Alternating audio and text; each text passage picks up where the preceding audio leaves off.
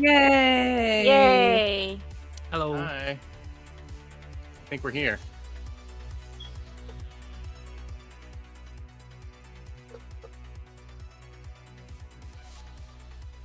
Yay! Let's give it up to Big Scared for all of the hard work that they are doing. Yay! Yay!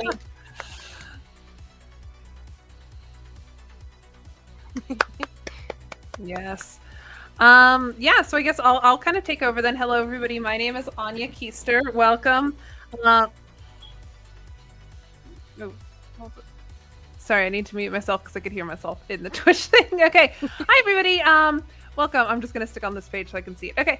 Yeah, my name's Anya Keister. I wanted to do something for a little clock tower group thing, and so I reached out to Big Scared, and we came up with this one. So we'll go around and we'll introduce the two players, and then we'll introduce our GM. But I do once again want to thank Big Scared for all of the tech issues we were going through, and it seems like Twitch has got some work to do to get that guest star working. But we are here, and we're gonna play some games. So let's start with Garlips. Would you like to introduce yourself?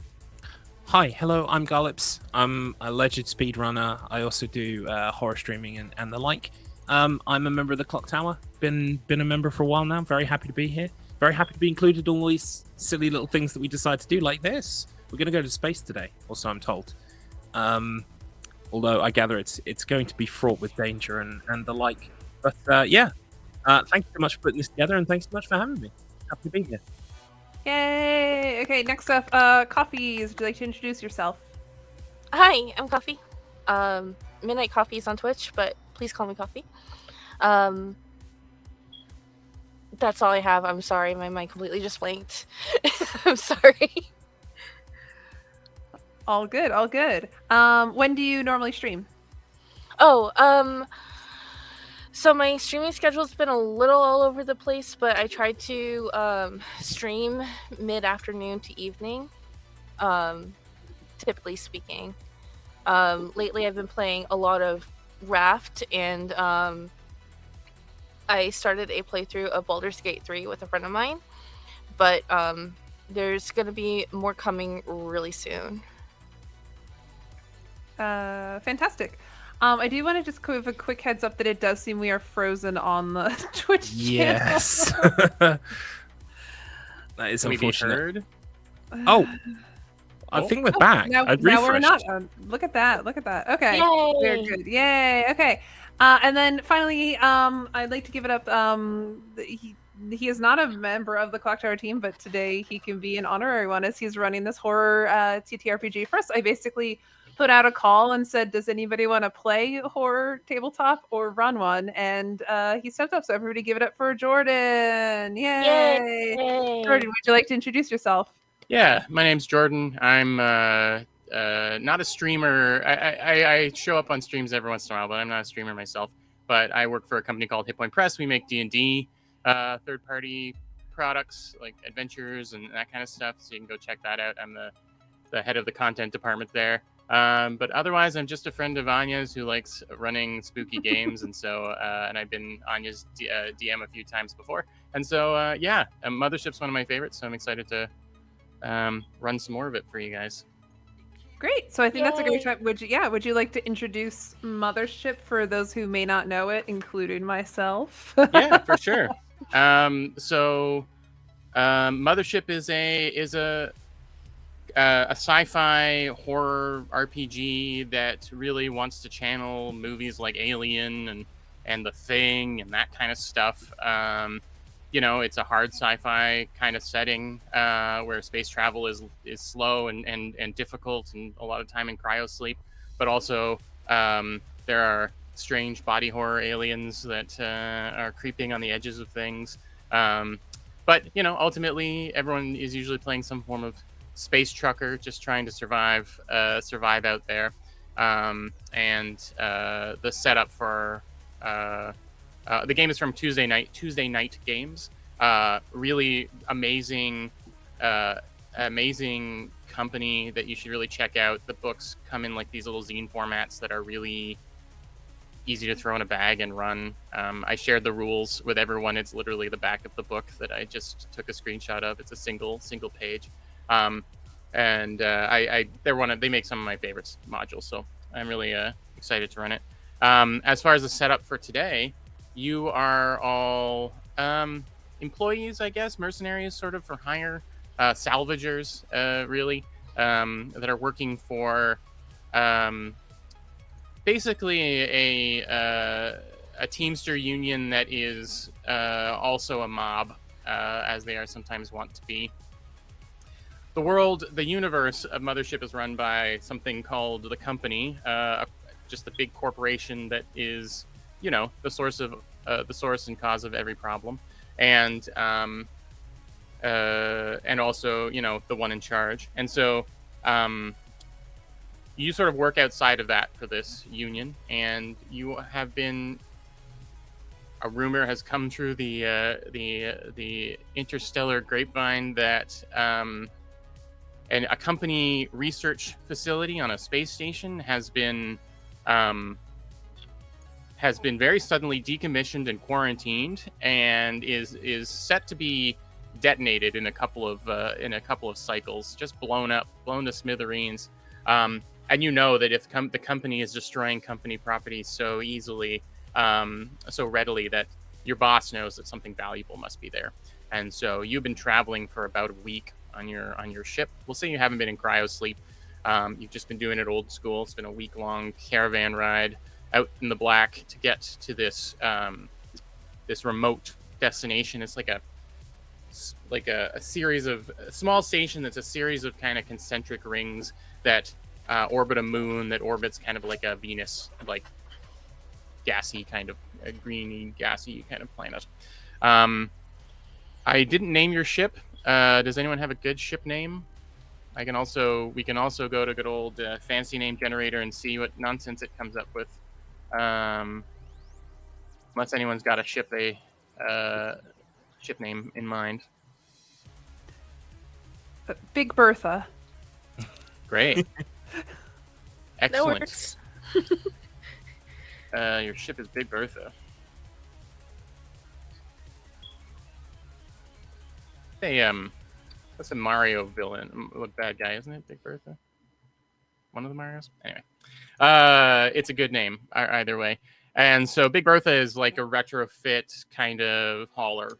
Very simple, not armed. Really, it's really just meant for looking nondescript and drifting through space and not being paid attention to.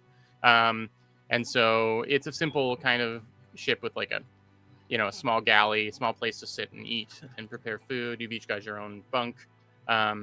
Probably, Anya, since your class is Teamster, you're probably the pilot, the person driving this thing.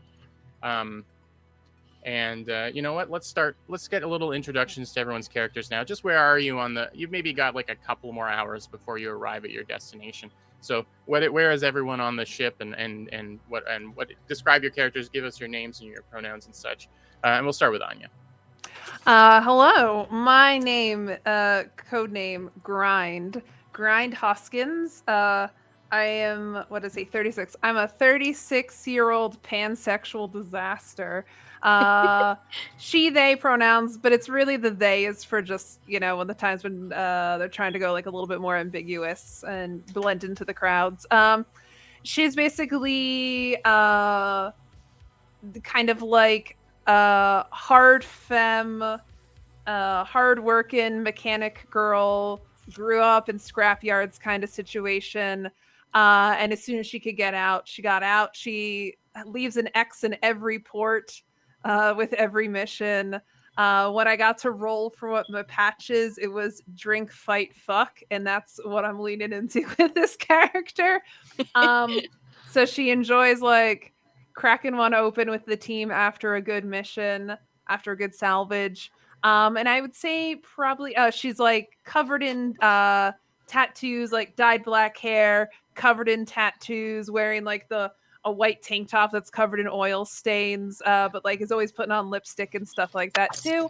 And I'd say if we're pulling up to it, she's just kind of going through, checking all the gear, kind of shoving things in boxes and making room so that as we're like pushing stuff on, we can get as much things on salvaged onto the ship as possible.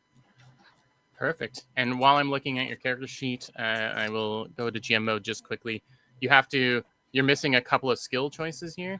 Oh, okay. I thought it was yeah. I only got 2. You got 2, and then you got 2 specific ones, which are the jury rigging and the 0G, and then you have a choice. You can either pick one of, you see on the expert skills list 3 have popped up. You can choose one of those, or you can choose 2 more train skills if you want. I'll do mechanical repair. Okay, perfect. So yeah, you can go ahead and pick that, and then we'll go next to Garlips. Okay, my character, surname Trevelyan, codename Maestro. He is a android who takes exceptional pride in the fact that he's got a rather unblemished casualty record. So basically, he's kind of in charge of keeping everyone alive on the mission and making sure that everyone is safe.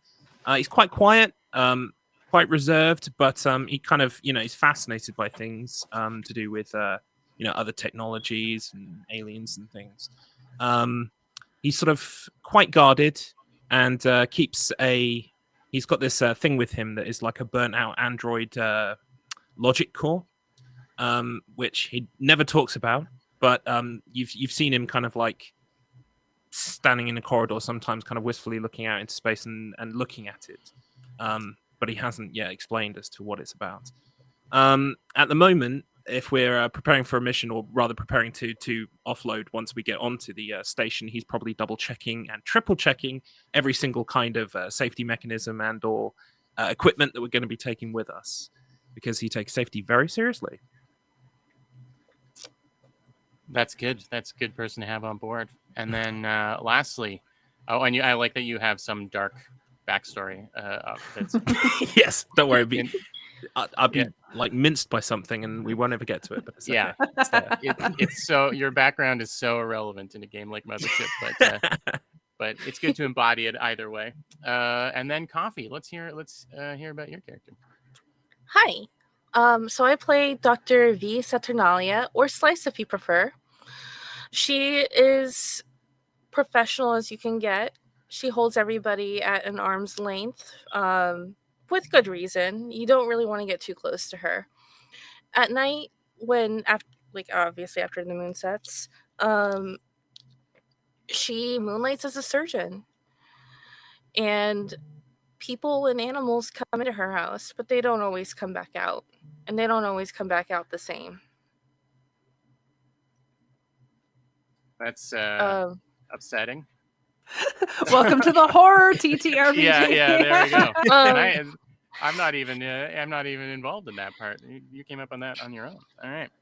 So right now she would be in whatever would pass as medbay, just checking supplies, making sure that if for whatever reason somebody gets hurt or whatever, she's able to help heal them. Yeah, I'd say medbay is probably a couple of crates with a tarp thrown over top in the cargo hold. Maybe you've got a crash cart or something, if you're lucky. But it's basically what you're able to bring with you is what you have for medical supplies. But okay. You've got something set up. It sounds like you're all seem like a cautious crew to a degree, and that's good. So this I'm gonna call everyone by their kind of call signs. So Grind, you are flipping switches and pressing buttons up in the helm of Big Bertha, and out the front view window you can see this space station starting to come into view. It's like a kind of a classic. The company has these prefab stations that they can basically deploy anywhere, and basically modules added on or removed as needed. And that's basically what it is. There's these kind of, it's this round, flat kind of ring shape that has a few like modular rooms. One is likely you know, the hab station for any people who were working on board. Another one is the galley, maybe some like offices, likely a med bay as well. But you weren't really given any details about what this place would be, apart from the fact that it is recently abandoned and quarantined, meaning that your best guess is that they're probably doing some science that they don't want anyone didn't want anyone to know about, and now don't want anyone to ever know about. And from where you are positioned, you can see where Big Bertha needs to dock.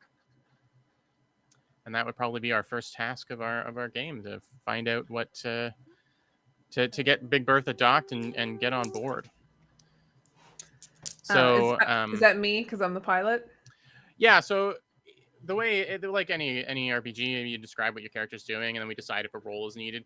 You'll see that your stats are fairly low in Mothership, or they might feel kind of low, and that's because the game is designed around only rolling under a very stressful situation. It's assumed that if you know how to pilot your ship, or that you're familiar with mechanical, with the vehicle or something, if there's no pressure, which there really isn't right now, it seems like this is a dead station, and it's not like you're being shot at or anything like that. If all you want to do is a simple docking with no kind of fancy maneuvers or anything like that, you probably don't have to roll. They keep like I said, the numbers are low, but that's because that's for when you're under duress. So we only really roll if the situation gets stressful, which of course it won't. And so I'd say, your approach is fairly simple. And Big Bertha's fairly boxy shape has to sort of be steered in onto its side, so that you can line up the docking tunnels, and the ship kind of like quavers a little bit as that is deployed. There's the sound of like there's a sound of like what do they call them, like the positioning kind of jets kind of going tss, tss, tss, all in different directions, although you wouldn't hear that in space, but whatever, this is a movie and not real life. And so you can see them out the windows, like keeping the ship in position. And then the docking tunnel, sort of this corrugated tunnel, connects, and the you from within the ship, you hear that tunnel decompress, so that you can cross over to the door, the bulkhead door, on the other side. Takes a minute for the decompression to happen, or compression, the good one, so that you can walk down the tunnel, and for air to fill it, and the vacuum of space to be kept out. So yeah, who's likely the first person at the bulkhead door? We were saying that the cargo hold is where you do your med base stuff, so maybe Coffee, you're the first one. You're the first one on the scene. Okay. So after we've officially landed, I grab a field pack, because we're here for resource collecting, correct? Yeah, there's got to be, if they're blowing this thing up to hide their tracks, there's got to be something worth selling on board. Okay, so in my field pack, I've got like specimen jars and stuff like that to like collect. Perfect. Whatever Specimens. we may find. Yeah. Stuff. And space stuff. So I grab that, I sling it over my back, and backpack. And then I go over to the door and I hit the button to open the door, release the hatch. All right, you have to think a little more submarine, I think. There's no real Star Trek vibes in Mothership. It's more probably a big wheel that you have to turn and pull open, and then you see this sort of stretch of tunnel, maybe 4 or 5 steps to the very similar outer door of the station that you are docked. So it's like a decompression area. Yeah, exactly. Okay. And so and it almost is like fabric-y material that connects this. It's sturdy and it's space safe, but it's not like, it's maybe always a little harrowing to move across. And we'll say that you all have communication with each other. You do all have some form of either vac suit or, our android is in a vac suit, and the scientist and the teamster are both in hazard suits. And we'll say that those involve a helmet, and they have a communications kind of thing so that you can speak to each other across, a reasonable distance. I do want to note on my backpack, there's a patch that has like the Grim Reaper on it. Exactly what you want to see, the imagery you want to see with your doctor. Yeah, perfect. So you pull this pack on and you head over to the door to check it out as you're waiting for your team to arrive as well. And when you get there, you notice that there's a red light blinking on the outside of it. Just this repeating. There's no noise, but it's just this red blinking light on the outside. And when you go to turn the wheel on it, it's jammed shut or it's stuck. Okay. And so it seems as though maybe part of the quarantine was that they also sealed the airlock. And so we'll say at this point, Maestro and Grind, you both show up, seeing Slice struggling with the door. Everything okay there, Slice? The store won't seem to open, and there's this red blinking light. Slice looks at Grind. Do you happen to know anything about that? I mean, I guess normally you'd see these if they were like sealing up the ship, but I mean, I would assume that it's probably just because they're sealing it up so people don't come and steal stuff. But I guess I'll like try to muscle it in and see if I can get it to work, knowing full well that there's like an android that's probably has like way stronger strength than me. I'll still try to see if I can get it. Like I'll tap some stuff. Any luck with it? You can't seem to move the needle either. Something. It doesn't feel like it's jammed. You're more experienced. You said you grew up in scrapyards and you're more experienced with mechanical stuff. It doesn't seem like it's jammed in a like it's not a mechanical failure. There's a purposeful lock happening on this, which you think is probably tied to the red blinking light. I just want to confirm because I'm looking at everyone's stats here, and I want to make sure that everyone's got the stats that they're due. Each one of you should have gotten some bonuses. It wasn't just based on the rolling of the dice. Did anyone add any bonuses based on their class to their stats? I didn't add them on the numbers I wrote down. So I guess I can update that. So mine would be because the Teamster is an all-rounder. You've got a +5 to all of your stats and a +10 to all of your saves, just because you've seen a lot and been through a lot. And then Coffee, your scientist, gets +10 to intellect, which makes sense. Yeah, I just added the 10. Oh, perfect. Okay, and then a +5 to one other stat, and then your +30 to sanity saves, meaning you've just got that stable mind, stabler anyway. And then Garlips, the android, is what made me notice that you get +60 to fear saves because androids. Yeah, I noticed 26 fear, and it really should be 86. You're a little difficult to spook. But one of your stats is at -10 to balance that out. And you get to choose. Okay. What should I take that from? okay. Yeah, so I updated all of mine. Should I update them in the sheet as well, or are we good? I have it printed out. Yeah, if you can update in the sheet, then I can see. Yeah, totally. Okay. There's also a question in the chat. Are we playing first edition or 0 edition? We're using the first edition rules. I've got all the PDF. I backed it on Kickstarter. I've got all the PDFs and stuff for that. So this is the first edition character sheet. Yep. Can I take my -10 to a stat off of one that I get a boost from my other stats? So I get +20 intellect. Can I just add +10 intellect? Or yeah, go for it. Okay. Of course. All right. And I guess since we are not, since the people who are watching can't see our sheets, is it maybe fair to just give an insight as to like our characters' kind of weaknesses or anything like that? I think the important things to note are you have you've got one. Each class has a special ability, or Mhm. more a problem, a downside for the most in the most place. So for our Teamster, for grind once per session, you can take advantage on a panic check. So advantage is rolling twice and choosing the better result. And so when you're doing a panic check, because you've seen everything, you once per session you can re-roll. You basically roll twice and pick the better result on a panic check. As far as our scientist, whenever you fail a sanity save, everybody nearby gets one stress. The scientist is supposed to be the one that has their shit together, and so when the scientist's shit is decidedly not together, everyone You else spook, we all nearby gets spooked. freaked out. Yeah, Yeah. and Okay.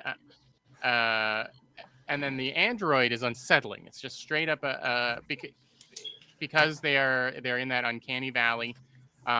Whenever a fear save is being made near the android, they're done at disadvantage. So you roll twice and you take the worst result, because there's just this creepy, not human thing that is making things that's just too handsome. Is the problem. That is just uncannily handsome nearby, that is making everything a little bit more unsettling.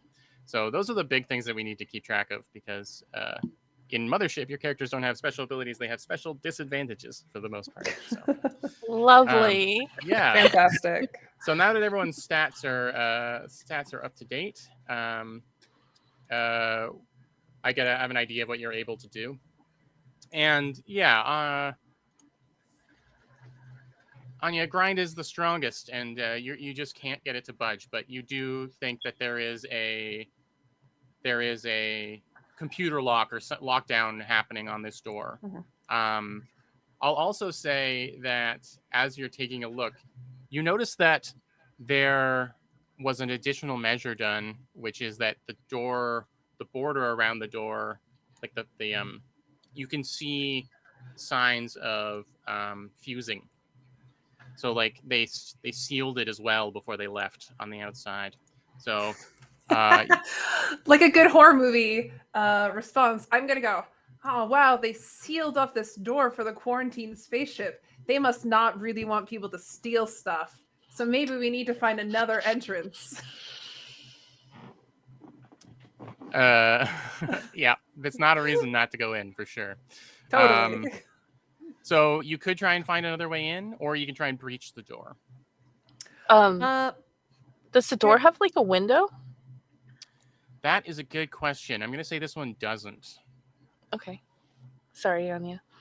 Oh, no, it's okay. So I guess the question is, with the androids, are androids just like, they look like people, but they have some like we have a super lot of strength flexibility. We have a lot of flexibility on sort of defining our version of Mothership's world. In my mind, I'm leaning toward aliens vibes, where they look pretty much like people, but they've got white goop in them, and they can interface, and they don't sleep, they don't eat, they've got an unnatural way about them, and I would say that you would have an ability to interface with. I mean, it seems, I think, Garlips, you did sort of spec yourself out to be a little computery with hacking and stuff like that. So there is a spot to try and connect to the computer, or you can go back to the ship's computer and try and sort of network, connect to its Wi-Fi or whatever, and try and see what's going on there.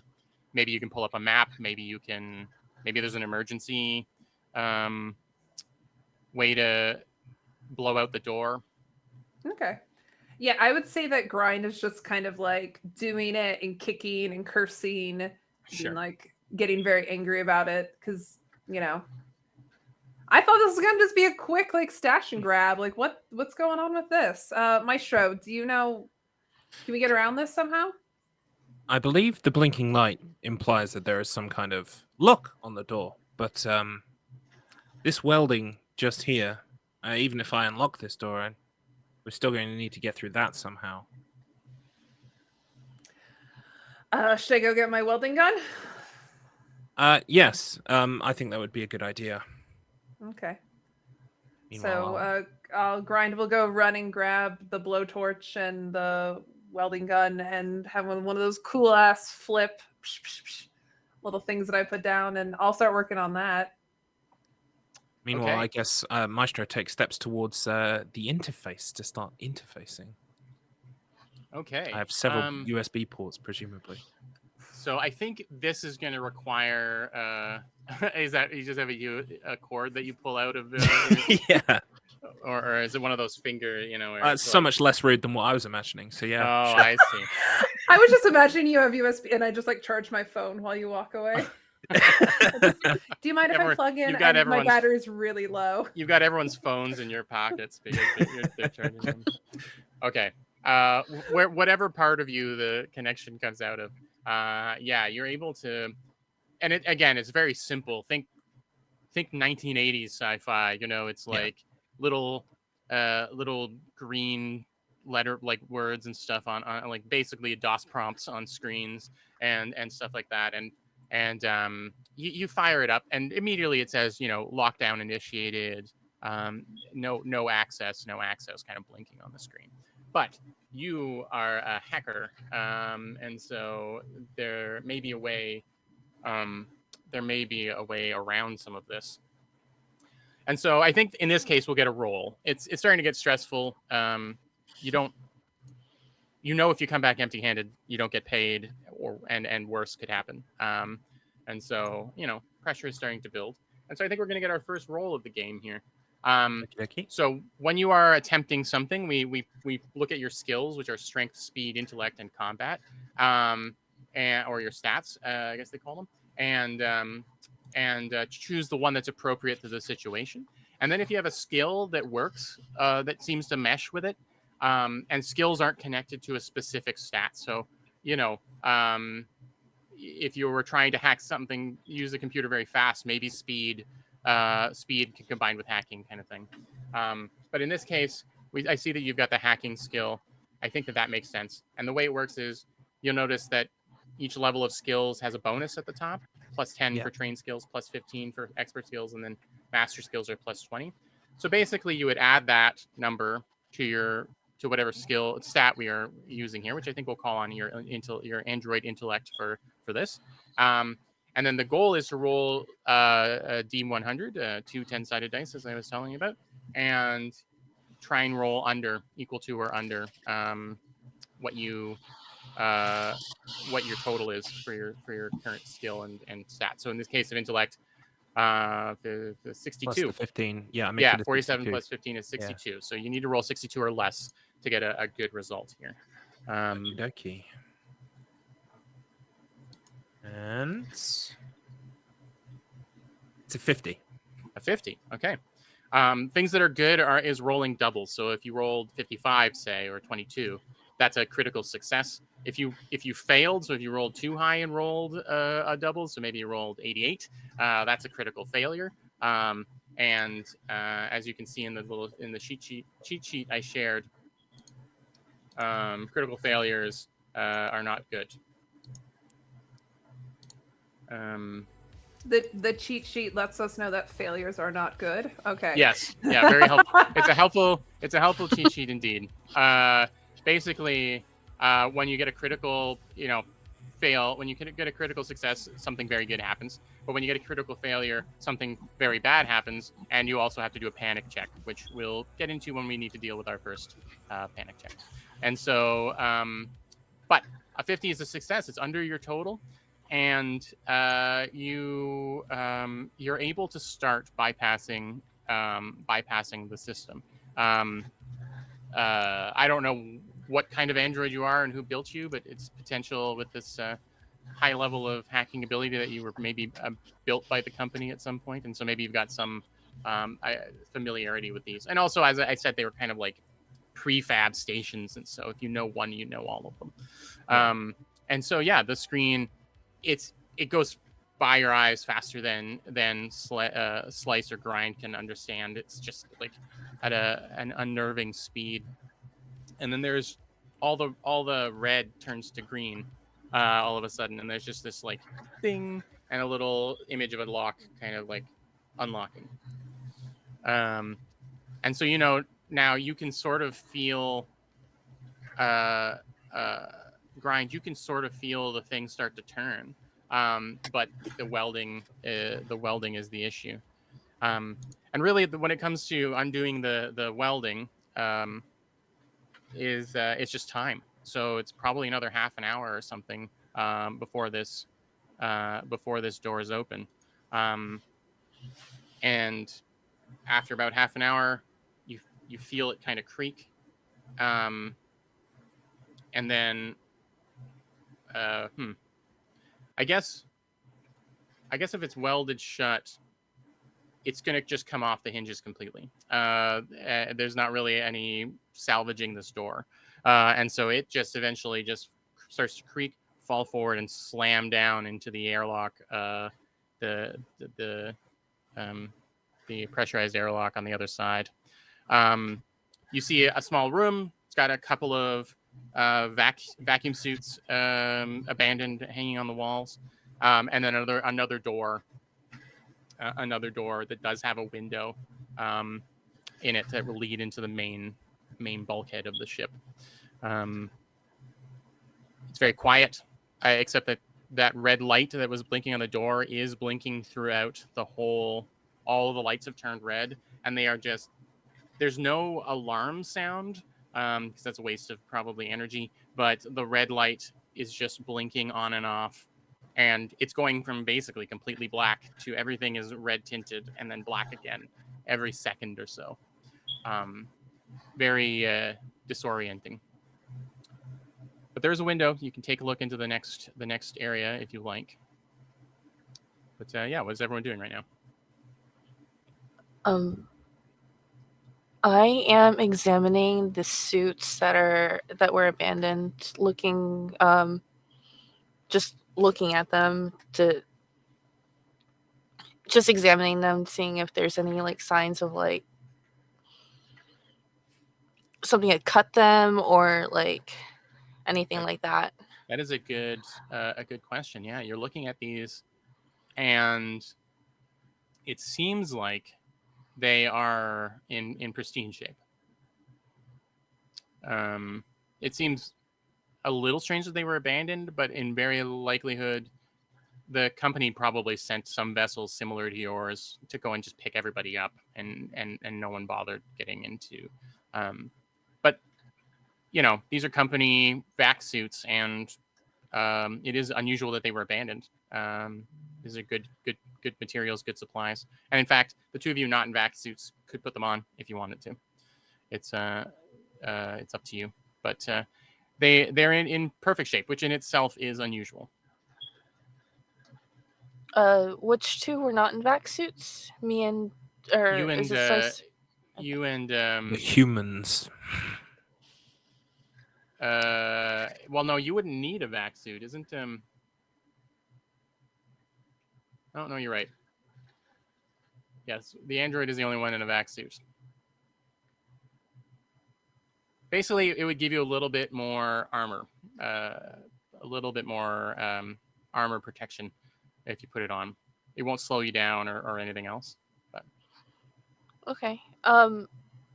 I slip one on and I hand one over to Grind, and I'm like, put this on. Oh, do you think it's more important for us to keep these so we can salvage them, or should I do you need me to wear one? Wear one, please. Okay. Put it on. I'm like, what a cop would have got money for this. Doctor's orders. All right, I'll just upgrade your sheet here to indicate the new gear. Maestro walks in. He's checking his rifle now that he's put all of his paraphernalia for communicating with the door away, and just gives you a nod. In this is a good idea. Suit's a good idea. Yeah, so you didn't get a ton of details. You were mostly interfacing with the lock, but Maestro, you did see that life support is still on, and it's sort of on. It's just on reserve. Everything's on reserve power for the most part, but the interior is pressurized and life support is still on for some reason. But that might be keeping it full of oxygen makes it easier to blow up. Is probably the philosophy of the company. But yes, regardless, your vac suits. I'll assume you have your helmets on until you decide to take them off. Does that seem fair? Mhm. Okay. Cool. All right. You approach the door. It's got another bulkhead door that's got a big wheel on it, and through the window you can see who's the most curious. Who's looking through the window? Slice was asking about windows, so maybe Slice peeks through, and Yeah. on the floor, not too far into this sort of main loading area, is what appears to be the upper half of a person, from the waist up, just sort of lying on the ground, and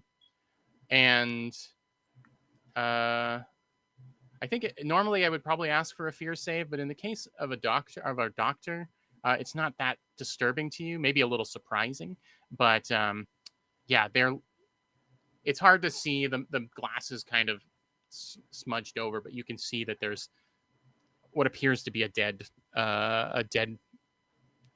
torso on the other like on the ground a few steps away from the door. Okay.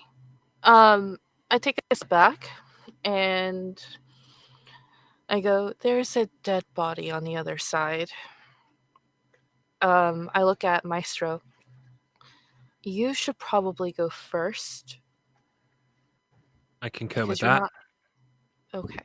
We don't know how many more things might be behind this door, so I will take the lead on this one.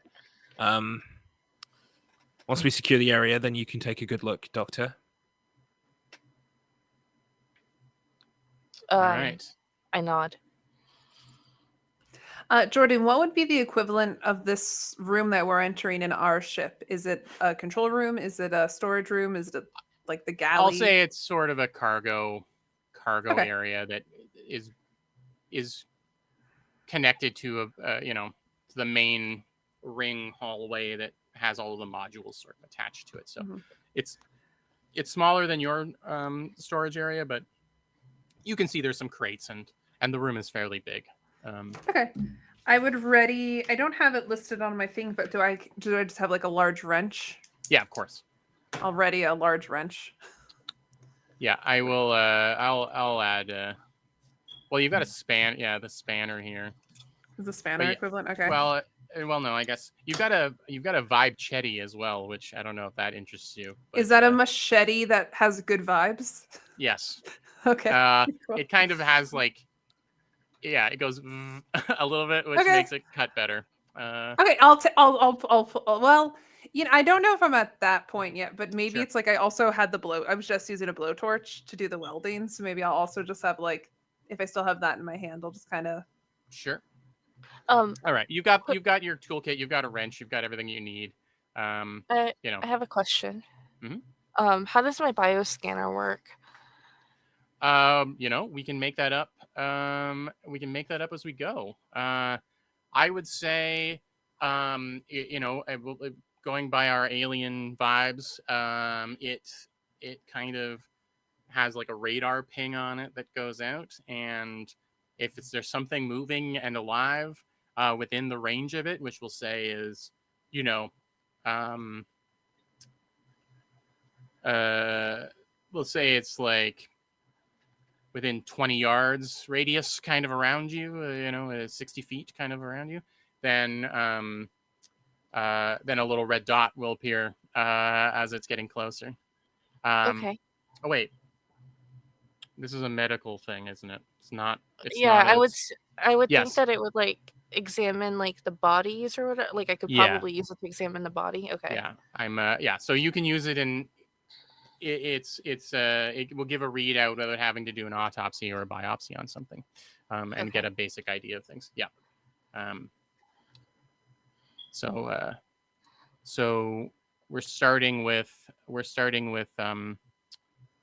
it'd be like Maestro, Slice, and then Grind, bringing up the rear. Sure. Maestro, you pull open the door, and you step through, and the first thing I think you notice is that there is like a lot of like white particulate or dust or something like floating in the air as soon as you go in.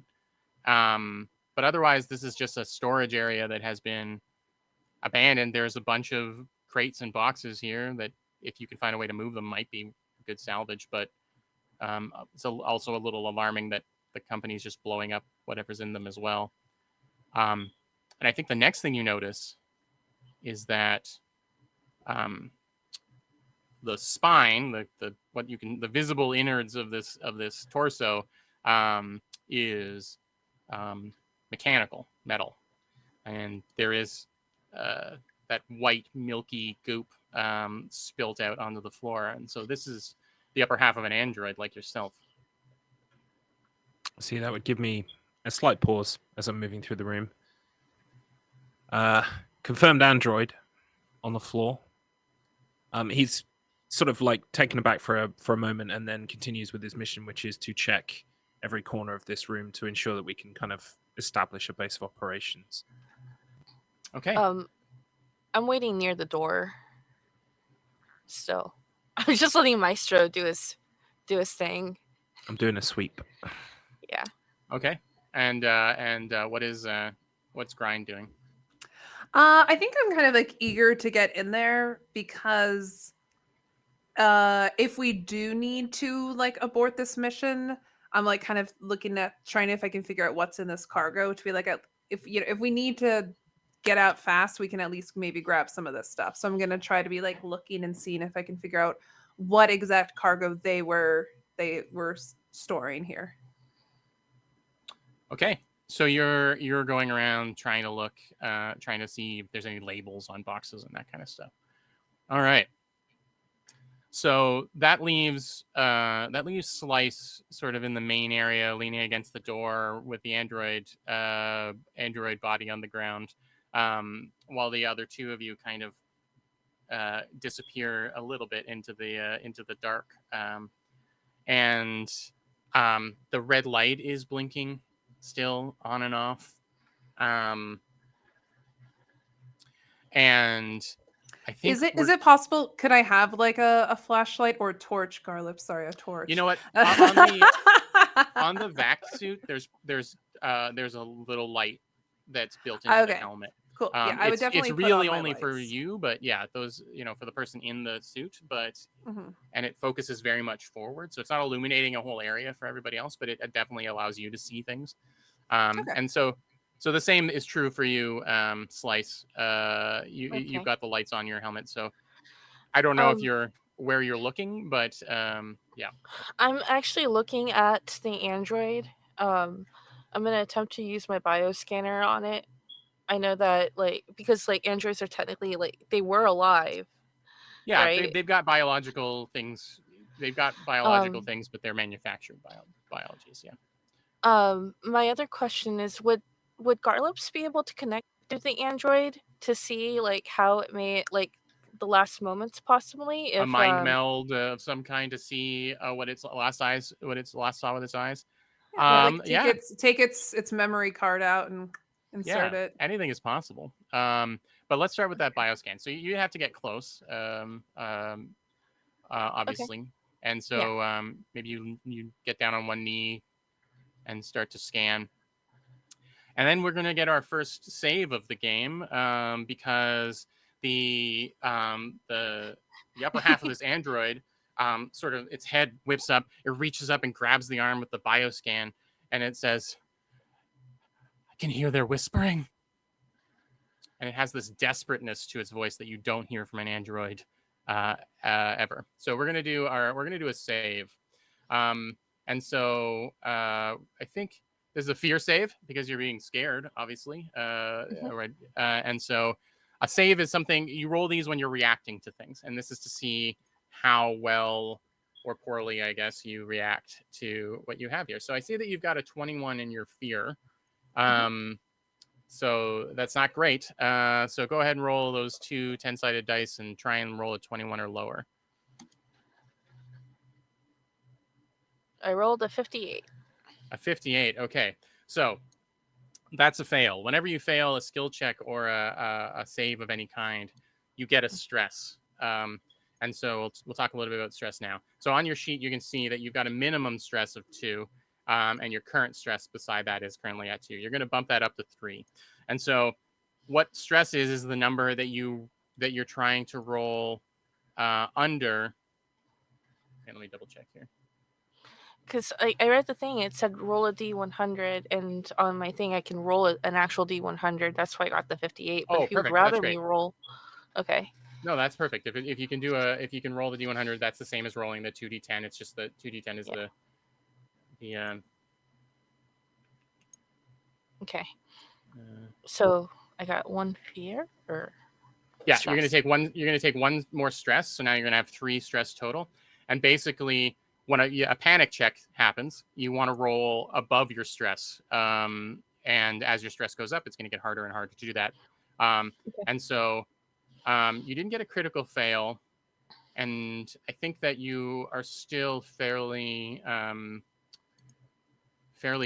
sturdy of mind. And so I'll say that we're not going to do a panic check right now, but your heart rate certainly goes up as this thing grabs onto your arm. And you can see now, as you've gotten closer, that there is what looks like a little white moth that is just sort of like orbiting, like flitting around the head of this android and periodically kind of bumping into it and flitting around. The android has locked eyes with you. Their eyes have kind of gone all milky from whatever happened to them, and they just keep whispering. They keep saying nonsense to you about how it can hear the whispering in its mind, but it can't get past. It can't get past. It can only damage. It can't get in. Just this strange, repeating kind of nonsense. So I take a specimen jar and I try to capture the moth that's floating around. Yeah, I think that's easy. That's easy enough. And you do. You catch it, and it is noticeably agitated once it's in the jar, and it's bouncing around and it's trying to get out. It's trying to bang around against the different the sides of the jar. The android eventually loosens its grip on you and just sort of lies back, but it continues continues making this rambling about whispering in its mind and things like this. So after I'm still going to use the bioscanner on the android, but my question is after I do that, am I able to do the bioscanner through the glass on the moth? Or are there like pads and stuff on the... Yeah, I would say that roll would be at disadvantage just because the thing's not calibrated for little bugs. It's really meant for like humanoid things, but that doesn't mean you can't roll. It just means that it's a little more difficult. But yeah, I will say let's get an intellect plus your field medicine roll. So your intellect is 47 and your field medicine is plus 15, so that is 62 again. Okay. So you want to roll a 62 or lower as you pull out this bioscanner. All right. I got an 89. Okay. So that's another stress for failing. Okay. And the whole bioscanner starts to freak out, starts showing a lot of like ASCII symbols, and the screen looks like it's got problems on it. You don't know if there's interference from the mechanical parts of the android or what, but it's not working, and you hit it a couple of times on the side. And the moth continues to get even more agitated in the jar, and I think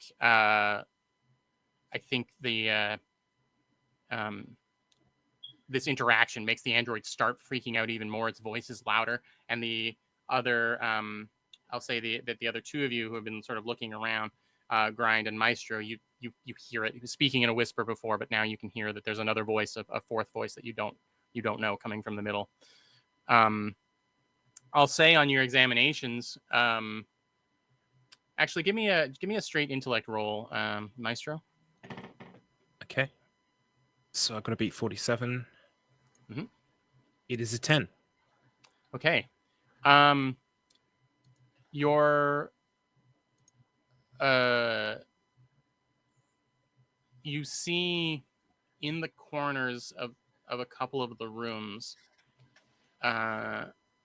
what you think is the source of this sort of like filament or what this sort of white dusty kind of thing that's filling the cargo bay, which seems to be um, maybe like spider webs or something like.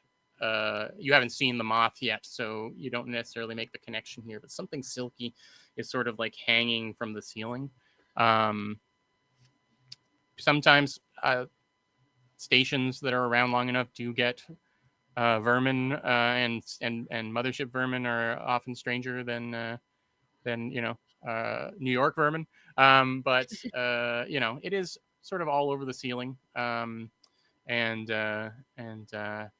it's up to you how you interact with that. And as far as grind, a lot of the stuff that's in the boxes seems to be medical research materials. So stuff for for doing research on living people and stuff like that, which is all, if it's in good shape and its company quality is very good. But the boxes are quite big, and you'll have to figure out, you need a loader of some kind to get them onto your ship. But lots of medical stuff is happening here, and that's when you both hear the it can't.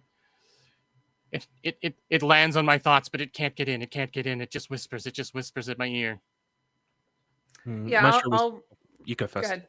No, I'd say I'll run back and like, hey, yeah, Slice, you okay? You okay? You okay? Meanwhile, Maestro was previously distracted and is also whipped around like a instantaneous, and is heading on over with his rifle out. Slice, I nod and I look up at Grind and I'm like, and I stand up. There's an android and it's talking nonsense. I'm not really sure what to make of it. It's talking about some sort of thing it's hitting it, but it can't read its thoughts. I found this moth, and she just kind of holds up the specimen jar with the moth in it. Can I make the correlation that he gets more agitated as the moth gets more agitated? Or You think, you definitely think that there's a connection. I would like to say though from the outside that like I have come up and there's like an android, like half an android body oozing goop that's yelling and screaming, and you're like, I found a moth. And I'm like, Yeah. cool, can we shut up this android? What's going on? And I'll like All right, kind of so- look at Maestro and be like, can you shut this thing up?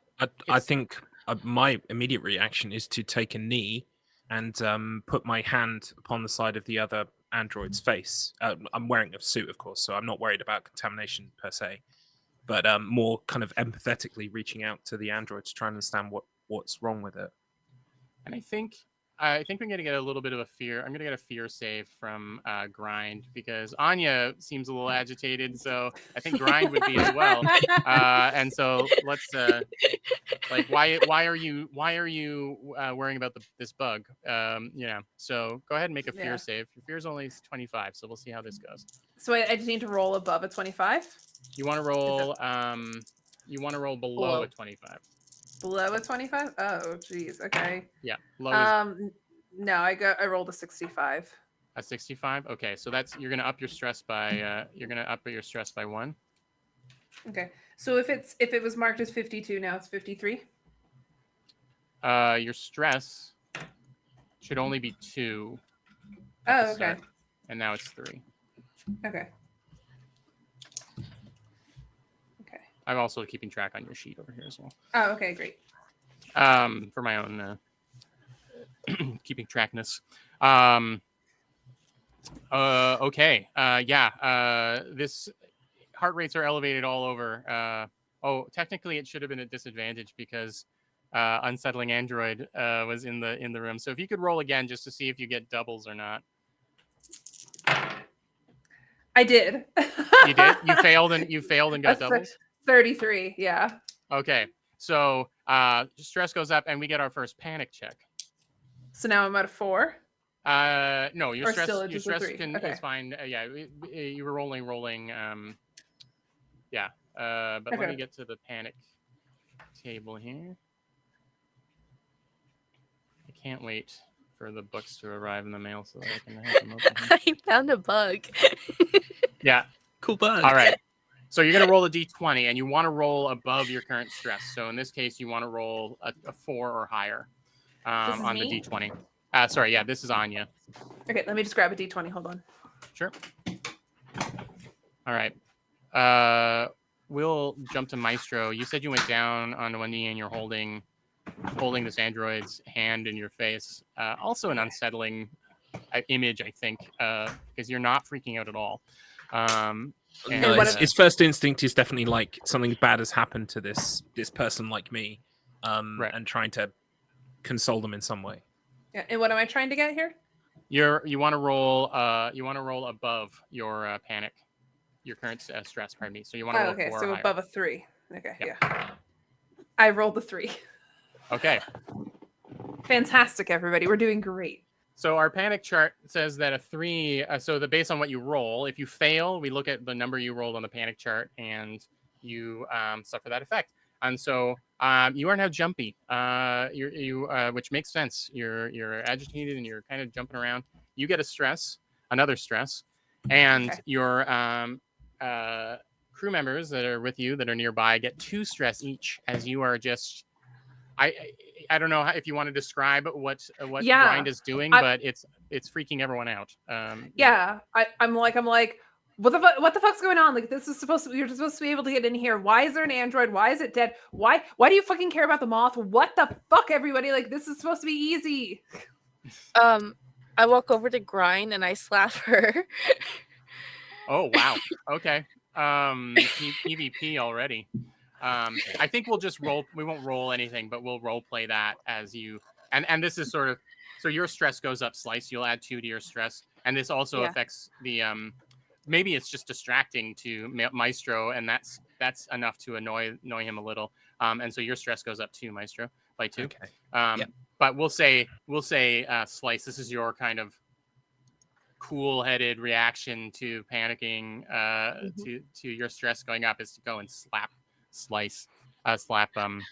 I'm Yeah. so sorry, Grind. Slice goes over to Grind and like it's not like a hard slap, it's just gentle, just enough to shock her. Sure. And she goes, or I go, take a deep breath.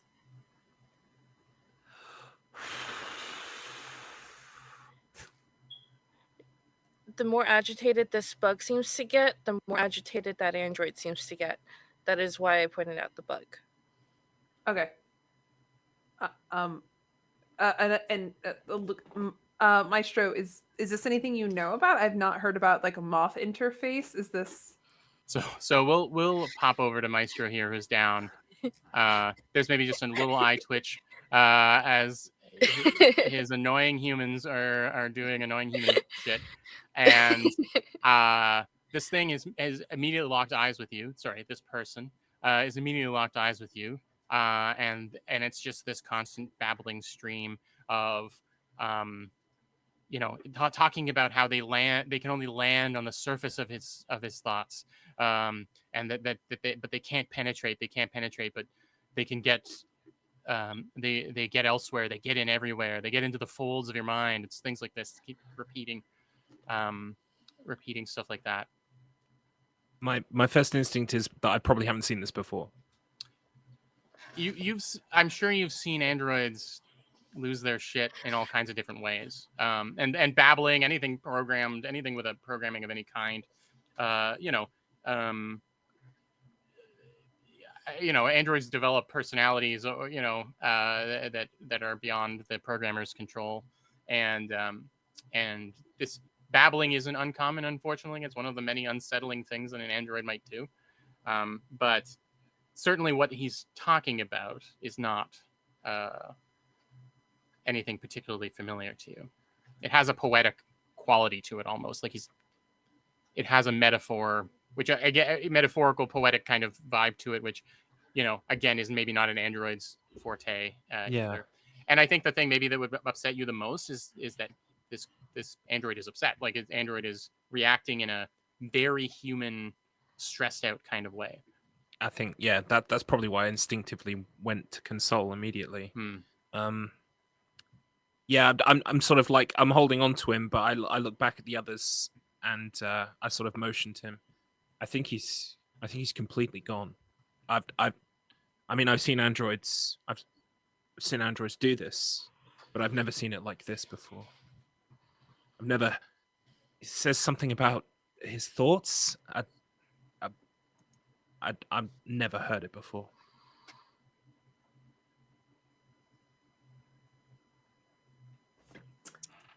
Do we understand this moth connection, or I'll looking around to see if I can see any other bugs or other things that would, because it's also, I guess, like, this life form could be on a ship, but I would assume that it's not super normal to have something like a moth on a spaceship.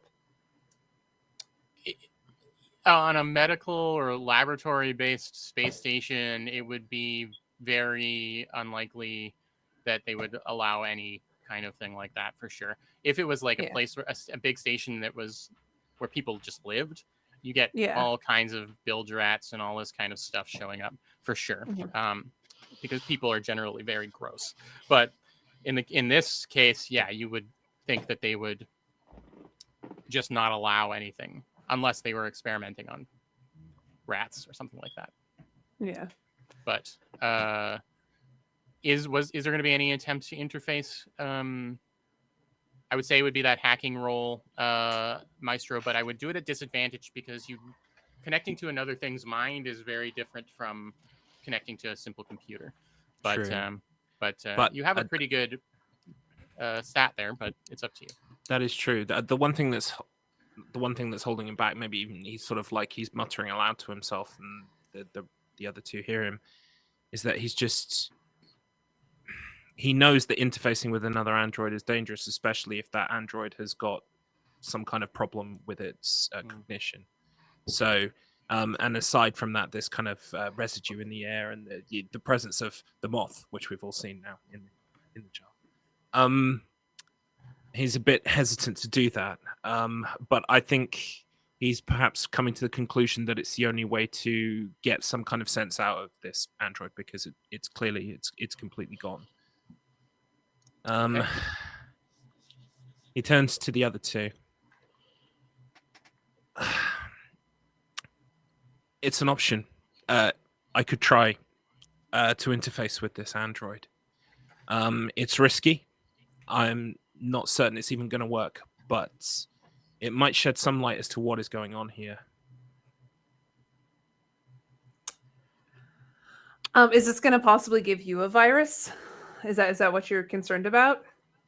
A mission, all bets are off. Yeah, I mean, if this is a thing you feel strongly about, Maestro, I guess we can discuss it, but I would rather not risk, or at least maybe not on this ship. If you were going to do this, we should do it back on our ship. But I don't know. What's your gauge? How important do you think it is? I don't want to lose one of two other crew members. I think we could always put a pin in it and explore a bit more, try and ascertain exactly what's going on here. I saw some kind of, how would you describe it? I saw some kind of like webbing, like residue over in those rooms. I mean, looking at the moth, looking at the residue, I'm sure there's potentially a connection there too. We're dealing with potentially multiple biohazards on this station. Yeah, I guess my question is, do we want to do a group scan of the rest of the ship and see if we had did we have any records of who was all we don't know how many people there might have even have been on the ship at this point, right? Yeah, we you have no haven't records found of it. you haven't dug up any maps or anything like that to see sort of what the living situation is like. So yeah, that's something that a computer, if you can find one, could maybe give you a layout of the ship. But I'm gonna have to call on a sanity save from our doctor, Slice, because as Maestro and Grind, you've been talking and trying to decide what to do. Slice, you've sort of been eyeing them off and sort of standing back a little bit, I think.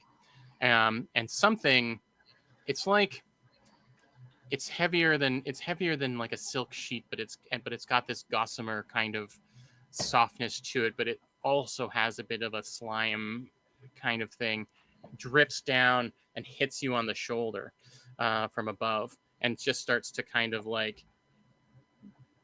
drip down the outside. Maybe it hits the side of your helmet a little bit and smears on the side and hits your shoulder. And so I'll need a sanity roll from you. Okay. A sanity check with your sanity save. So your sanity is 55. It's not bad, but if you fail it, it's bad for everybody else. Yeah. 1 second. Sorry. There we go. It's a D100, right? Yeah.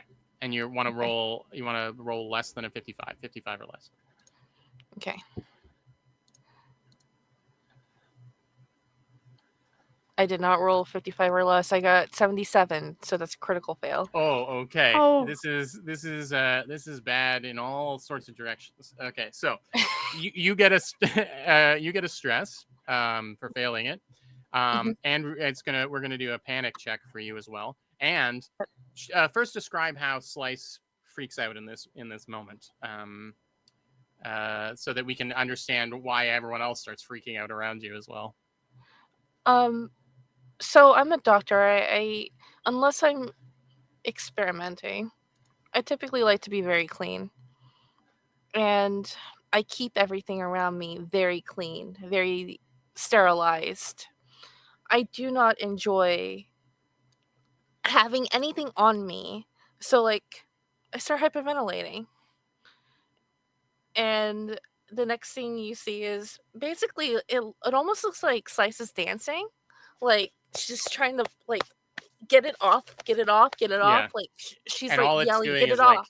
smearing it more around, and the texture is just it's silky smooth, but it's also like strands of it like a spider web, basically, like get pulled off from it. It's like what's the liquid, the non anyway, it's not I'm not acting right, is all I'm saying. So you should have 7 stress now, I think. Coffee, and then Yes. seeing your scientist fail a sanity save gives each of you a stress, each of the other 2 a stress, and we'll need a panic check from the good doctor. And that's a D20, correct? A D20, and you want to roll above your current stress. You want to roll an 8 or higher. Whew, I got 18. Okay. You managed to keep it together as far as a complete freak out, but your behavior is unsettling enough to upset what's going on, and this is putting you all on the back foot as you hear the sound of like a couple of things peeling away from the ceiling above. There's the sound, more of this all around you, more of this gossamer goop starts to drip down, and there's these like the sound of weirdly heavy wings, like as 2 large dripping moth-like creatures, much bigger versions of the one that are contained in the jar, sort of drift down towards you. Did I write 2 or did I write? I wrote 3. There's 3 of them, 1 for each of yous, and they drip down. They're kind of descending down towards you, and we're gonna have to deal with this, as you can imagine. So combat is fairly loosey goosey in Mothership. If you played things like D&D or whatever, that have initiative rolls, technically you don't have that. for ease of play, I am going to just alternate between the baddies and you guys, and because they kind of ambushed you with this panic attack and everything going on, they'll act first, and then you will act next, sort of as a group. And so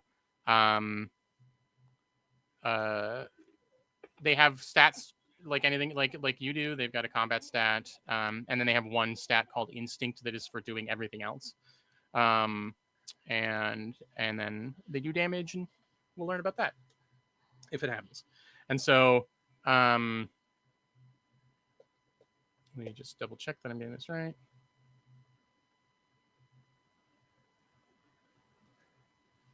Okay.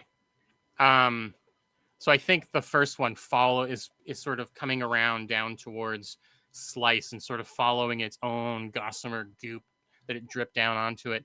Half almost little moth legs like climbing down its own webbing towards you. And it's basically it doesn't have any kind of mandible or anything. It's just like an opening that opens up, and you can see a bunch of teeth trying to bear down on you. And I'll roll to see if they hit you here. They don't. You can. They're slow. It's like almost like they're underwater compared to you. The way they move, it's very alien and very strange. And Slice, you instinctively kind of just like move out of the way, and it just sort of drifts past you and starts to circle around for another go. And then the other two of you will say, Maestro, you are still kind of crouched down, and this comes down, like drifts down, and you feel first that goop hit you in the back, and then it attempts to bite, to chomp at you, and it fails its chomp roll. I don't know if you want to describe how you react, but just that instinctive kind of reflex action to try and move away from whatever is happening to you. Yeah, you just feel a little bit of its like spindly legs land on your back, and you just sort of like shift out of the way, and it drifts again. And then we'll do the same for sorry, names are hard. Grind. All right, cold dice for old Jordan today. So it's another miss. These moths, these strange moth-like creatures drifting down. They're basically using their own goop as guidelines to get in your direction. They're blind, it seems otherwise.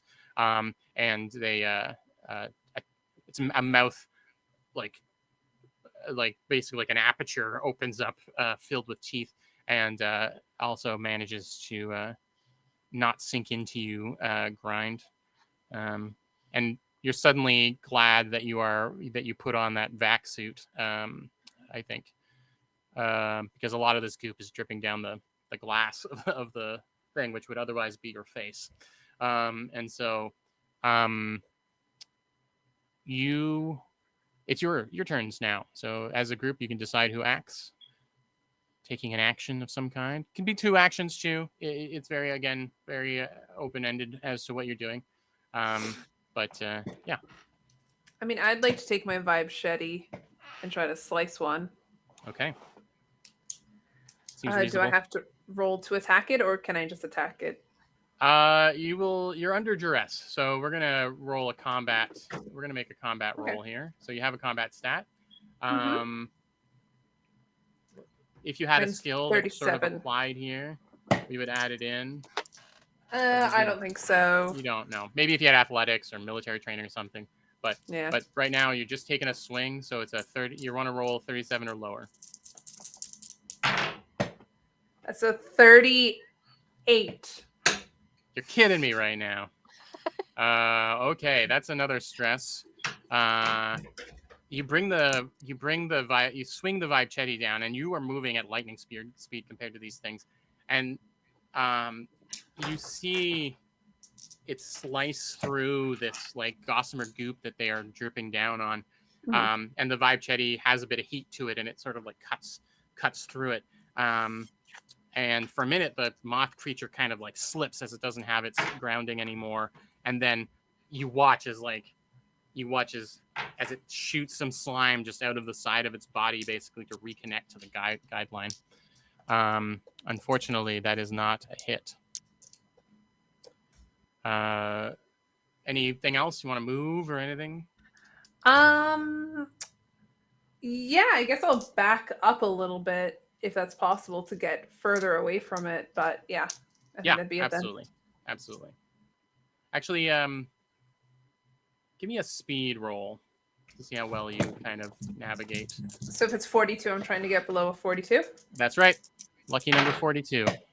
I did. That's a 30. Yay! All right, excellent. You're dodging. You have to dodge around the strands of this goop that is coming down the ceiling. So, and you do that successfully. Okay. Slice or Maestro. Either of you have a plan that you would like to enact? My stats do you not can go favor first. this situation. No Mothership character's stats do, unless the one class no one picked was Marine, and the Marine does get some combat advantages. But oh man, if only I'd marked on my train skills moth fighting. Oh, I should have really, you never think to click you had the that choice. one.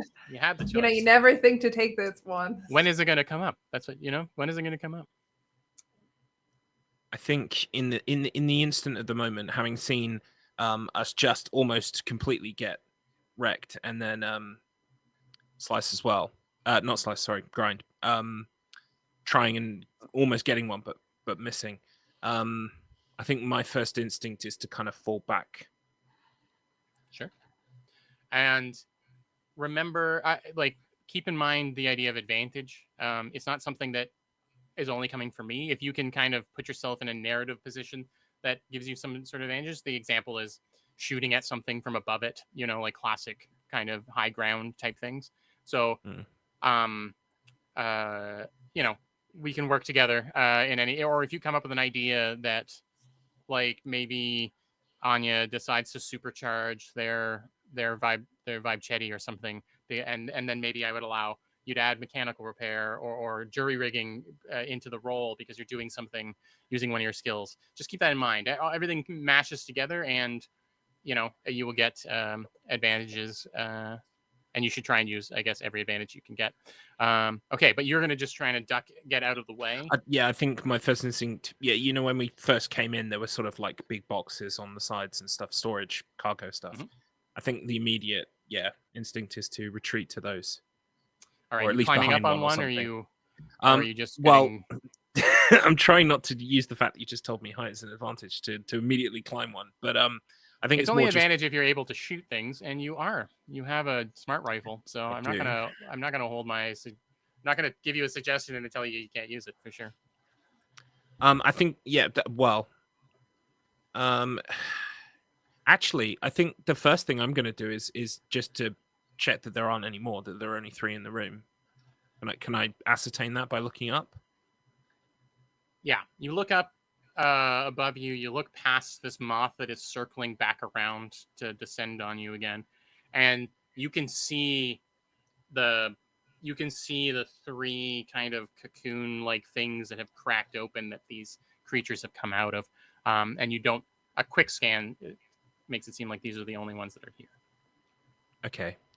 Then I move towards the boxes with a view of gaining some height. Okay. I think I'll need a strength roll to see how well you get up the box. Okay. So that's a 36 or less. It's a 37, so it's 37 or less. Yeah, it needs to be 37 or less. All right. It's a 99. Oh no. Okay. So obviously 99 is a critical fail, and so that's a stress for you and a panic check. Okay, right. So I'll add on the stress first. Then the panic check is a D20, and I've got to get higher than my stress level of 6. That's right. And so you move and you get tangled. You start to get tangled up in this goop that's coming down, and that almost pulls your legs out from underneath you. You're tripping over everything. What'd you do on your panic check? It's an 11. Okay. You get to the box, but you are it doesn't show on your face because nothing shows on your face, but internally you're screaming a little bit. And we'll say that you don't make it up on, you don't kind of make it up onto the box. By the time your next turn comes around, we'll say that you're up there. So Okay. I'll let you take an action from here if you do want to try and do something like shoot or something like that. I'll wait But I'll till say I'm on top of the I'll say it's a box. disadvantage if you try and do anything else because Yeah, of the I think in the instant of falling down, perhaps maybe some of this gossamer stuff is that I'd slipped, kind of didn't quite get it right. I'm kind of still recovering from that, I think. Yeah. All right. That leaves Slice. Okay. So how far am I from the android body? Like, am I still pretty close to it, or? You all were gathered around it to a degree. I think Okay. now, again, your two friends have gone away, and you are sort of alone near the android body. But they're not like hidden. Your friends aren't hidden from you, and you can certainly see them flailing. But yeah, Can I you're still do standing there. Can I do a quick search of what's left of his body to see if there's any weapons on him? Yeah, absolutely. You are. What do you have as an option here? You have a tranquilizer pistol, right? Yeah, Not that'll as just put him to sleep. It won't really. I mean, like I could put one to sleep and then Grind could come up and like slice it, but I only have 6 starts, so I don't want to like waste it unnecessarily. in classic Half-Life style. There's a crowbar hanging off of the belt of this torso. Okay, grab the crowbar. You just gonna swing it? Yeah, I'm gonna swing it at the nearest moth. Okay, that is a combat roll. Okay. You know what? I'm gonna let you, since you went and took the zoology train skill, I'm gonna let you add that to your combat roll because I think you know how to smash bugs better than the average person. Zoology provides that for you. So your combat is 35, but with your plus 10 from zoology, that's 45, and so you need to roll a 45 or lower, which makes you the most effective fighter, which is very funny to me. I got a 37. A 37. All right. You reach down to the belt of the android who's still babbling and muttering away, pull the crowbar out, and just smash it into the moth that's all over you, that sort of come down on you. And with one hit, it's upsetting the sound, the crunch that of the impact against the exoskeleton of this exoform of this thing, and more of that white silky goop starts to spill out as it slams against one of the boxes and just sort of slides down dead to the ground. It seems if you can hit them hard enough, they do die fairly quickly. They're fragile. Hit him. That's okay. Yeah, I'll that work was on what you were the- doing wrong before. Was that you Oh. didn't? Yeah. So next time hit them, and it'll be fine. All right.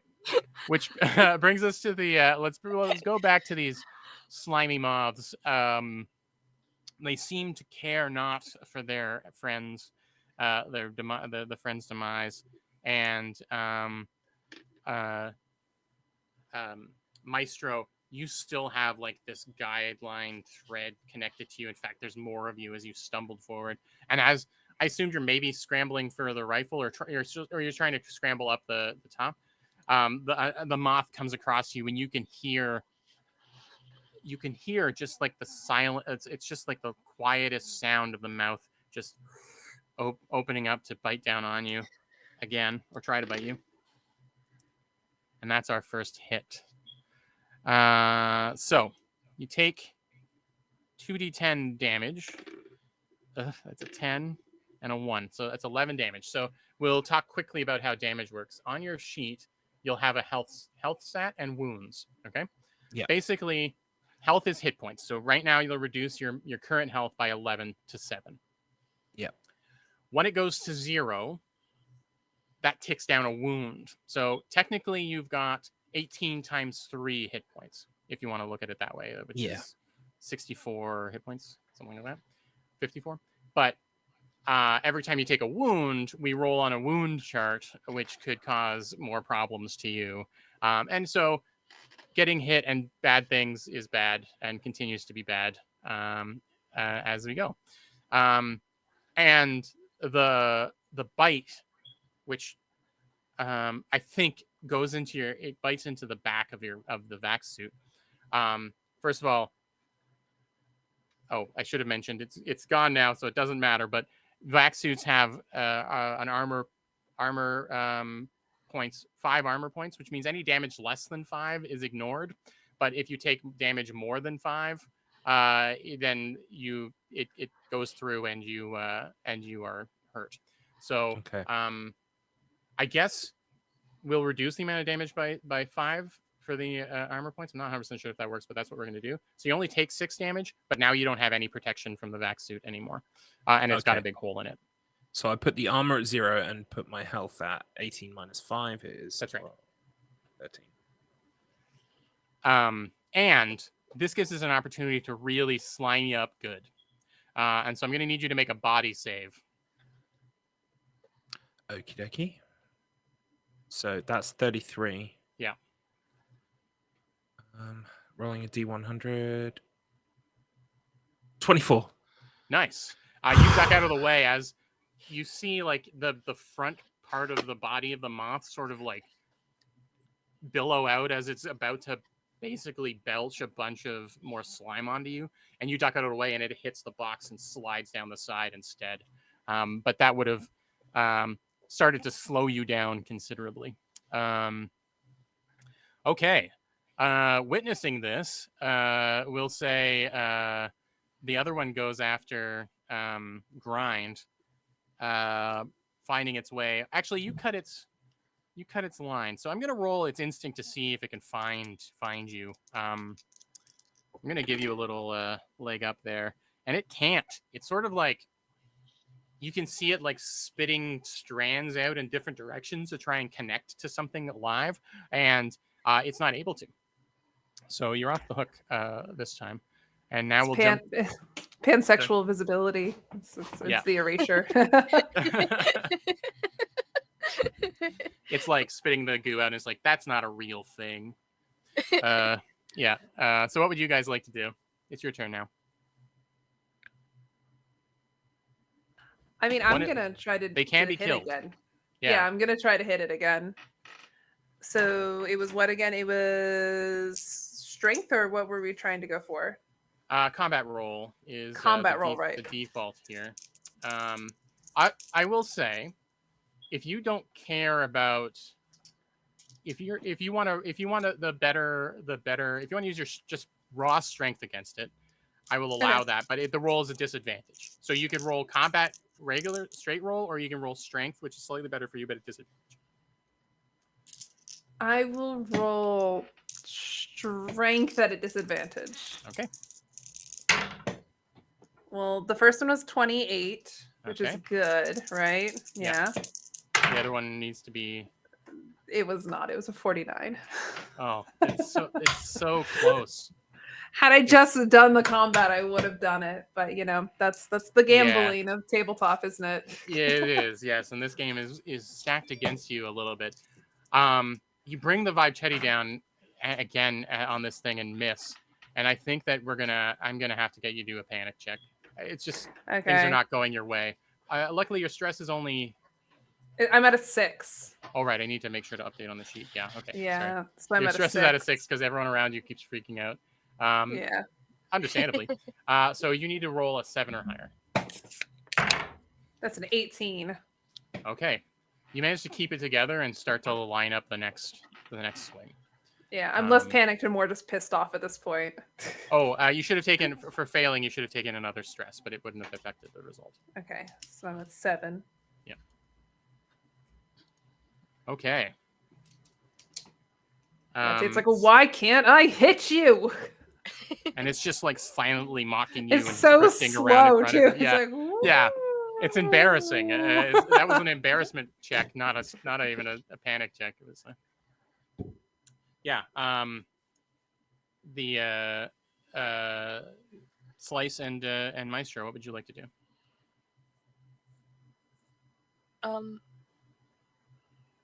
So I do a quick assessment. I do see that Maestro has injury. Mm-hmm. and I also see Grind panicking. Um, I, like, logically speaking, I would help the person that's panicking. Okay.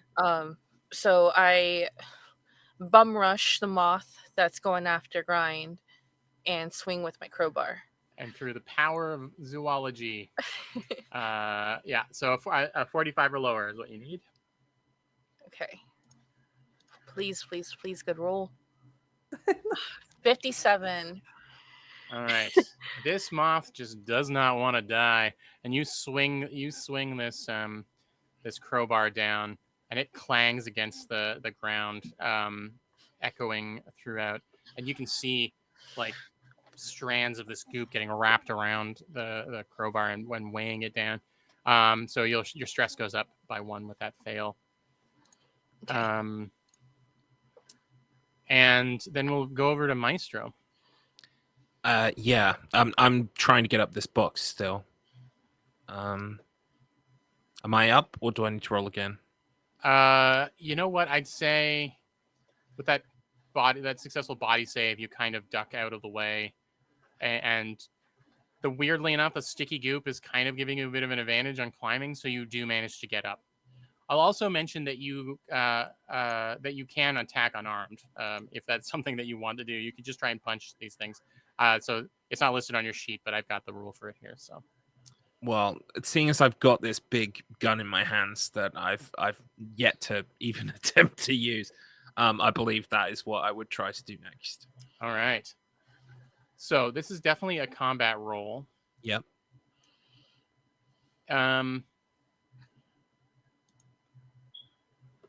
Yeah, I would adding your mathematics in because of aiming and stuff, would that seem a fair advantage? No, you know what? You're going to have advantage because of being above this thing. So you roll twice and take the better result on this combat roll. Okie dokie. So, and I'm out. Yeah, my number's quite low, 26 or less. Right. Okay. First roll, 75. Second roll, 2. Hey, all right. So, There is a loud rifle shot from the smart rifle, and it fires out. How much damage does it do? Oh, it does 1 wound. So instead of doing hit points, it just does a single wound of damage at a time.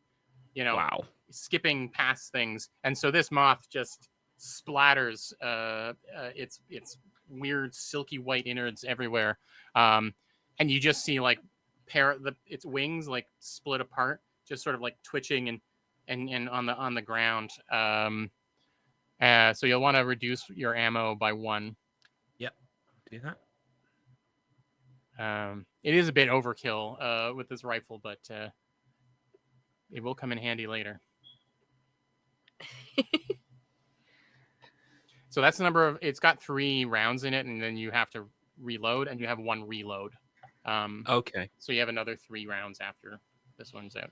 And if you're in the middle of a fight or something, it'll take time to reload, obviously.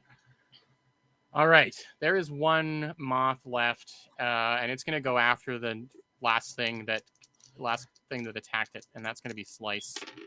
okay. And that's a whiff for the moth. This is just one of these fights in the dark between you and this moth. And they're just sort of mindlessly drifting around, sending out strands, trying to find a way to bite into some flesh. But now we'll hop back over to you. I take another swing with my crowbar. All right. Another frantic zoological swing. Yep. I got a 48. That is so close to a 45. Didn't you get a 49 last time? No, I got a 57 last time. All right. How's this? I will say that you hit, but you get the full effects of the slime, or you can just miss. It's up to you. I don't know. Grind, Maestro. Do you guys want to do one more hit against the moth? I want to try to get one more hit. So if you don't want to get slimed, it's a risk. But I'm saying let's gamble, and I'm doing real bad with my rolls. So you all can. Supersede I that. have every faith in you. So like I take my crowbar, I swing at it, but like instead of like actually hitting it, I like end up going like launching myself forward and fall to my knees. All right. +1 stress for you as you stumble forward. And now, Grind, do you want to get sweet revenge on his Yeah. mom? I'm wondering, is there a situation where like I've tried hitting with the machete multiple times and failed? Could I just push a box onto it? Yeah. You want to try and drag something down onto it? I think Yeah. that Could I be using like my industrial? Well, I guess not industrial equipment, but or jury rigging. But I'm trying to think about like. I'd say you would use your strength. Okay. For sure. Yeah. You know what? I'd say this is an improvised weapon, and I think jury rigging it falls under that. So let's give you a good shot here and get your +10 from that. So it's a 55 or lower. Come on, dice. No, it's a 65. Oh no. Oh no. And I'm gonna. So that's an extra stress for you, and I'm gonna make it worse by asking for a body save from Slice. Fuck. Because you said you fell down onto a knee, and a big box is being dragged down onto a moth. So let's get a body save from you. Do I also need to do another panic roll? Did you roll doubles? No, I did not. Okay, that's just for doubles. Okay. Yeah, I mean, I think based on what happens next here, you may panic. So we'll see. But I rolled my body is a 14. I rolled a 90. oh my gosh. Okay. The box lands on Slice's leg. Okay. I'm gonna say, well, let's see. I'm gonna roll. It makes sense that you would take some damage here. Yeah, I'll roll. You take 7 damage, which will reduce by 5 for the armor. So you only take 2, but now the armor is gone. Okay. And There's a still wound more... would be like a broken leg. Like if you once you take enough damage to take a wound, that's when broken legs and stuff come in. So really, this is more just being pinned currently. And maybe a moth will get an advantage on an attack against you. I don't know. But yeah, and I think a panic check is needed from Grind now. Yeah, I'll go. So I have 8 stress right now. So that's a 14. So still good with the panic. Yeah, you're sweating, but not freaking out. Okay, and that leaves Maestro. I'm gonna try to find my gun again. Okay. right? Yeah, I'd say you'd have the advantage again. So what am I rolling against? 47. Wait, what was it? No, combat. Combat 37. 26, but I've got 26. 2 rolls. That's right. Right, okay. Here comes roll number 1. 33. Roll number 2. 86. Okay. So the worst, weirdly enough, the worst between the two is 33 because it's double. So that's a critical fail. So can I pick the non-critical? I don't get to pick. So we're gonna go with the 33. Yeah. Okay. So that's a stress and a panic roll for you. So let's start with that. Give yourself a stress, make a panic roll, and we'll add a stress first, or what? Yeah, add a stress first. Yeah. Okay, and then we do a panic roll. That's a 20. Yeah, and you want to roll above a 7. It's 11. Okay. The bullet hits the box that landed on Slice, and you hit some kind of the box had maybe like bags of plasma for blood transfusions or something in it, and so that's starting to leak. This box is basically bleeding now, and it's dripping. It's coming out of the side. And I think I'm just going to need one panic attack from Slice at this point because you almost just got shot by accident. And that'll round out this series of unfortunate events. I would imagine for a second there, you probably think it's your blood. Yeah. All right, so roll a d20, right? Yeah, against your what's your current? So you want to roll above an 8. I rolled a 1. Hey, that's the only good result on the thing. Okay. It's an adrenaline rush. Okay. You actually reduce your stress as adrenaline kicks in. You reduce it by 2, so that's something. And Yay. you have advantage on all rolls for the next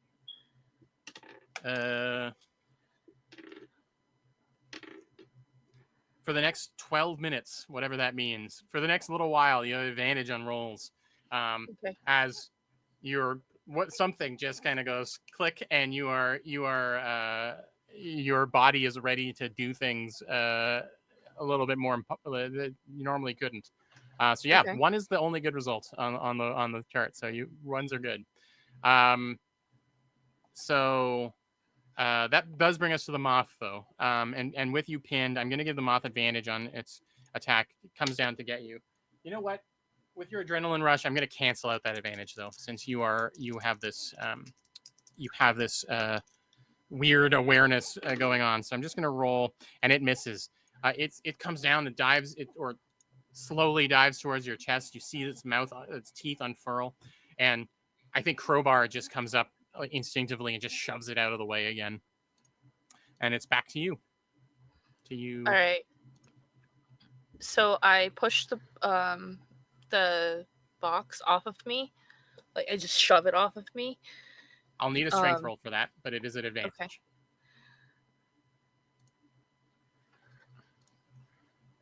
One, 2.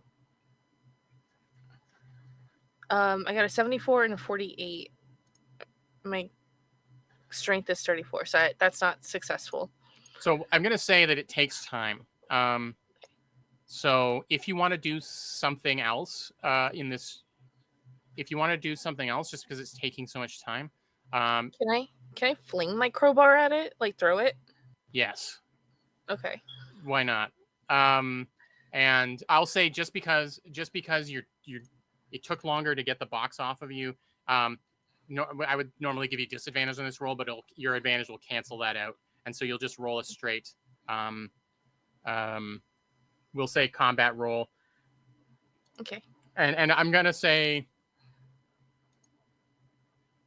you know what? Let's make it a speed roll, because it's just about throwing it quickly, and no zoology bonus to the speed roll because this is not about trying to hit accurately. So a 41 or less is what we're looking for. Okay, I rolled a 91. All right, Crowbar wings past the moth and into the darkness beyond, clanging against a wall. One of the exit doors to this room, the first room, mind you. All right. I hope that when we were setting this game up, that I'm worried that I wasn't clear enough about sort of how dire things get quickly, but that is sort of the idea. Yeah. No, this is fine. This is fine. We're fine. Everything's good. Good. As long as everyone's having a good time, I'm having a good time. Yeah. All right. So we've got Grind and we've got Maestro left here. The box is off of Slice. Oh, okay, the box is off. Yeah. Can I try? I don't want to knock another box because that was not successful. I guess I'll just try with my Vibe Shetty again. Sure. Would it help if I as Slice was pushing the box off, can I get on top of the box to try to bring it down to have advantage? I would say that there's enough chaos happening around the moth that you could get advantage on this roll, for sure. Having a crowbar thrown at it, I think, is enough of a distraction. So absolutely, roll this combat roll with advantage. Okay. 40? Nope. So close. 25. Hey! Yes! Yay! What do you yell as you bring this crowbar down and crush the life out of this bug? Just fuck. Right. Fuck she's with not a bunch woman of yous? Yeah, she's not a woman of many words. Right. Yeah, so the vibe chetty cuts through this thing now that you finally made contact. It's like cutting through like whipped cream almost. It's like cutting through nothing. As the vibe chetty goes through and this goop spills all over the ground and you see the twitching wings hit the ground. And you have survived your first mothership encounter. Fantastic. And I think at this point, all of you see the wound and the bite wound in Maestro's back. Yeah.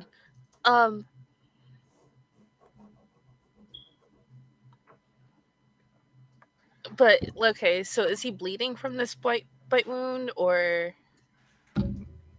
Garlips, how about you? What does it look like? What is this? Let's give us some android lore here, because it wouldn't be blood, I don't think. But no, it'd probably be this kind of general nondescript white fluid that kind of is part lubricant, part data.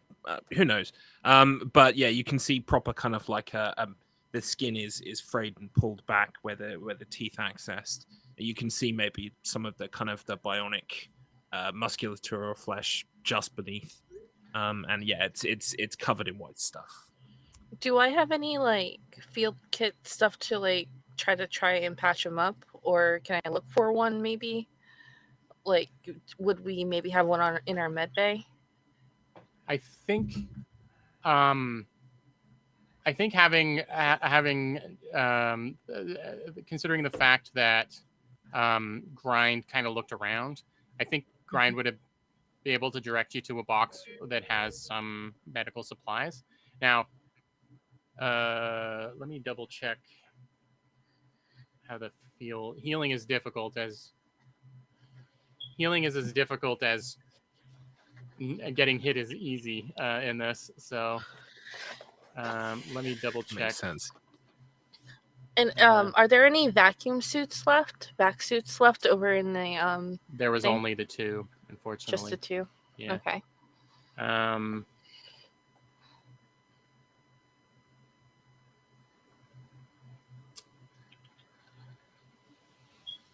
So basically, the only kind of immediate effects that you do are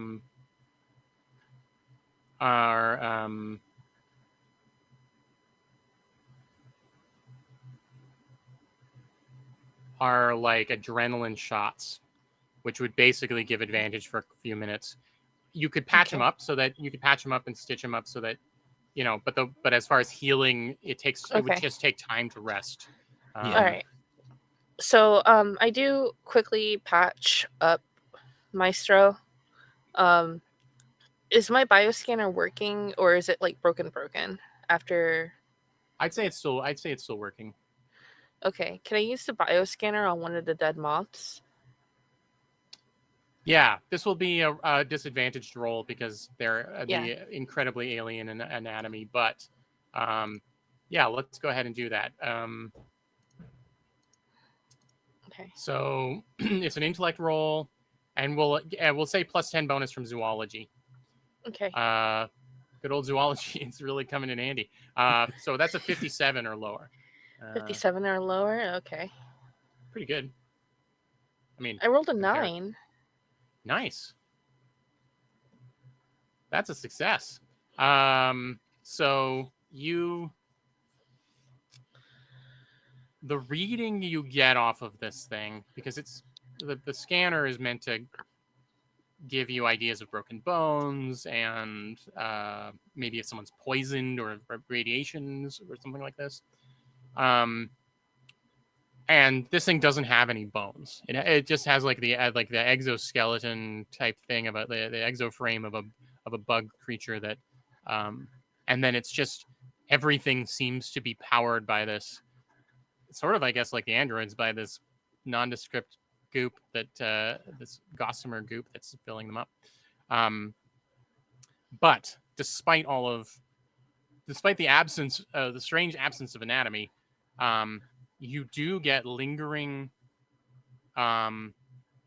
I'd say the bioscanner's got a limited brain scan because that's a lot more complicated, but you get a lingering neurological electrical energy coming off of this, which is based on their intelligence level stronger than you would expect, because they seem to be creatures that are literally just guided by instinct, and so to have this level of neurological feedback coming off of them, even in their dying or exploded moments, you are surprised by that.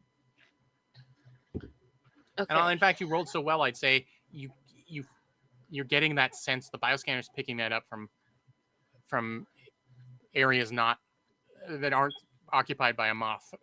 So it's something in the air. Okay. So I put my bioscanner away, and I do collect some samples of the goop. Sure. And then I guess the silky stuff that was down. Yep, that's the goop, I guess. Yeah. Okay, and then it's all goop now, I guess. So. I go over and I pick up the crowbar and I like smack the moth's head so I can get some of the brain matter, and I take some specimen sample of that as well, and I put everything I'd say away. it's pretty delicate. Okay. If you wanted to do, you have the surgery skill, so I would say, bugs and creatures like that have like ganglia kind of stuff. It's very like small, sensitive things. So it's not like a human brain head where you just cave it in and scoop out some brain and you get some gray matter. So yeah, I would say a roll would be needed, but you're sitting pretty on that. I think it would be an intellect plus your surgery, so that's a 67 or better. 67. Okay. Yeah. So 67 or lower, and you get a little sample of whatever the creature's brain equivalent is.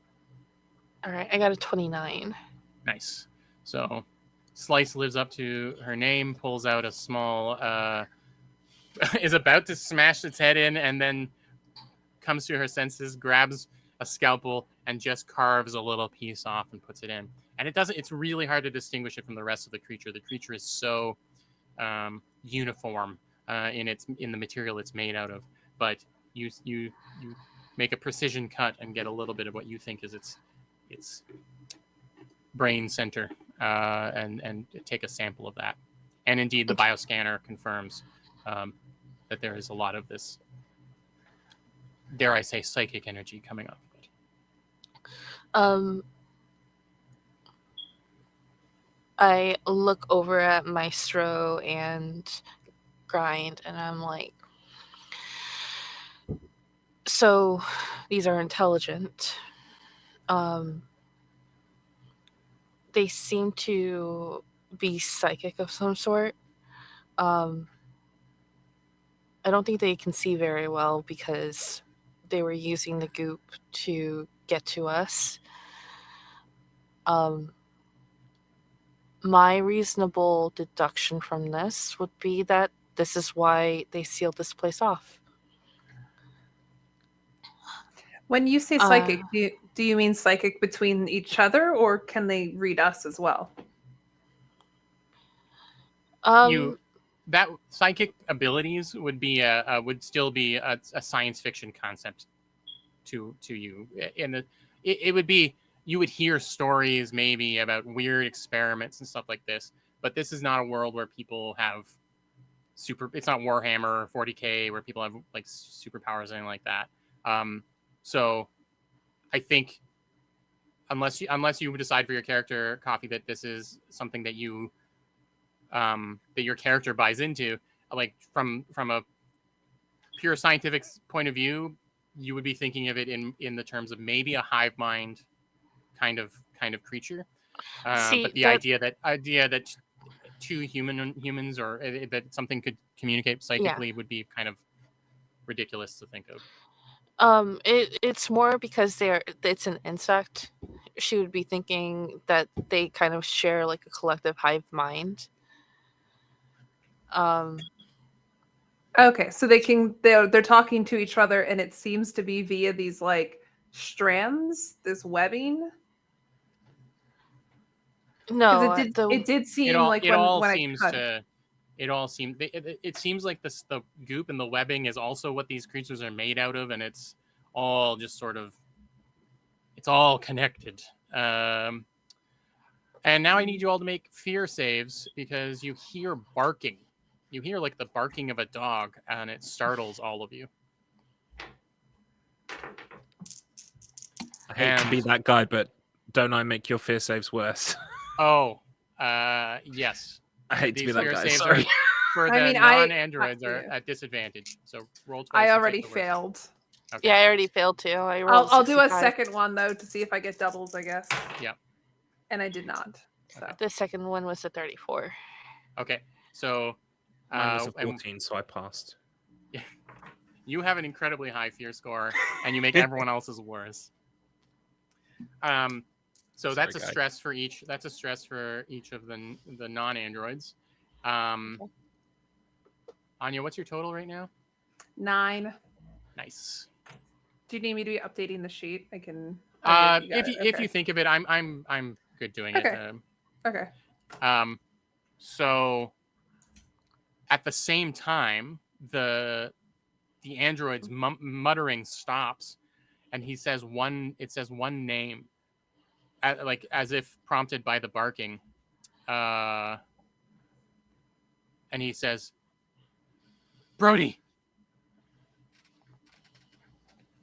The barking appears. So there's like a big set of double doors that are open that leave out here, and the barking is coming from somewhere, some module off of the next hallway, basically the main kind of hallway. This cargo thing is a module attached to the central ring, and the barking is coming from somewhere else, from somewhere beyond.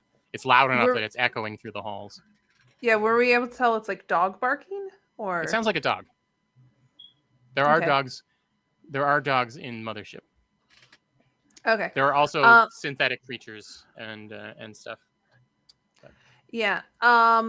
Hey, Slice, what do you think are the odds that this dog is also infected with this stuff? So you haven't seen anything infected by moths. It seems as though the android is not. I mean, the android is screwed up, but the muttering of the android was saying it's trying to get in, but it can't.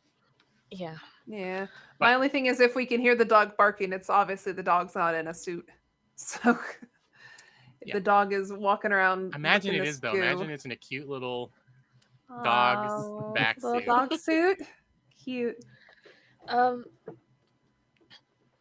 So Slice seems to think about it and go, well, I'm pondering. Like, you can tell that I'm thinking.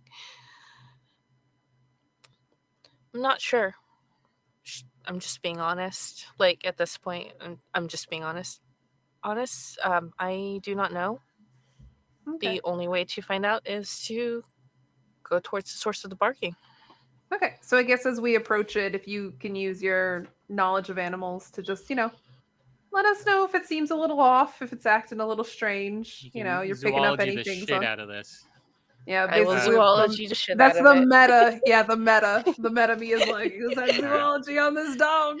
So you're gonna head out into the main sort of structure and head towards where this barking's coming from. Seems like the smart move at this point. Can I quickly using like my jury rigging skills and stuff like that, can I use the blowtorch to just blowtorch this goo, since I had that from welding, to just like set it on fire? Yeah, you're able to set a few strands on fire, and it doesn't go on fire, but it starts to melt almost like plastic and fold and curl up onto itself, like plastic or paper, Yeah, it would take a lot. It would take a while to do all of it, but you can see that does sort of clear it up. Okay, I just wanted to test fighting goo things with fire. Yep, it's not quite a napalm effect, but it's not a napalm effect. So slow napalm. Is there any possibility that I have a flask on me? If I sprinkle some alcohol on it and I do it, does it burn faster? I would say that you've got booze on you because who Yeah. wouldn't? Drink, fight, fuck. Yeah, exactly. And I would say it doesn't seem to dramatically increase it. You know, it's got its own weird chemical structure to it, right? Okay. Yeah. Okay, cool. So it's a thing I can use, but it's not going to If necessarily be someone a was good covered fight. in goop and you set the goop on fire, it would be excruciating for them. Okay, good to know. Okay, so yeah, let's go check a dog. you head out, and the barking is still going. It's going between barking and growling, and you get to you see some signs, and in that sort of are pointing in towards different modules. And the barking, the direction the barking is coming from, the sign says the galley, the kitchen, and the eating space. The light, you still all have your lights on your helmets, but Yeah. the red light is still like blinking on and off. And as you get to the galley, there's no door on it. It's just this opening into the module, and you see a fairly large, maybe like just a little smaller than a wolf-sized synth hound, a cybernetic, cyber biological dog that is not in a suit, but has sort of a flak jacket on that with some pockets and stuff. You know, like this is a creature that has some like military defense utility. It's something you would have seen before, and this dog is barking and growling at two hunched figures that are vaguely like look humanoid, but he's basically got them in a corner. The dog has them in a corner, and is swatting these creatures, these humanoids. As the red light blinks on, you see one lift up its hand, and then it goes off, and then as it blinks back on, the hand is swung down at the dog. The dog is just like, going back and forth on its hind legs, or like it's on all fours, but it's sort of just trying to keep them at bay. It's not attacking. What would you like to do?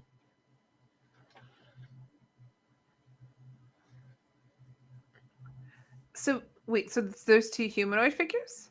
Yes, and the dog has them cornered in the back of the galley. It's not very big. It's like just like one long table for people to sit at. Maybe it would seat a dozen people at a time. And on the other Okay. side of the table, this dog is growling at these humanoids. The first thing I do is look up to make sure there's no cocoons up there. A quick glance shows that there is still all of this gossamer stuff floating in the air, like I mentioned at the beginning, but you don't see any like big cocoons like the ones that the moth monsters hatched from. Okay. From where we are, can we see moths floating around these humanoids' heads at all, or? That is an excellent question. And as you focus on that aspect, you see that their heads, it's almost like beard of bees. It's like moths just like swarming around, not on their face, but like flying around them, orbiting around them, and you can barely see eyes peeking through. And I think you brought this on yourself, Slice, but I'm going to get a sanity save from you as you see this disturbing sight. Okay. You get that big brain, though. You get the big sanity brain. Yeah. So 55 or lower. Good. All right. D100. 93.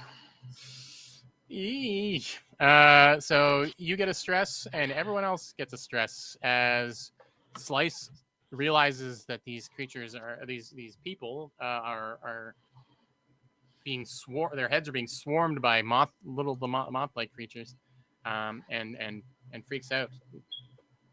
No, we won't do a panic check, but Anya, you're at 10 now. Yikes. Okay. How do you point it out, Slice, in this stressed out state?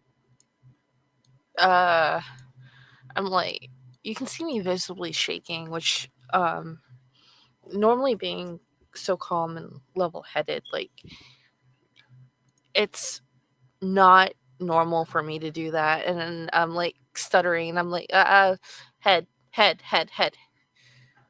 All right. And you don't keep your voice down in this moment, I don't think, eh? And you No. reach out and you point, and all of the two of you look past, you look and focus, and you see these moths just like swarming around the heads of these humanoid figures.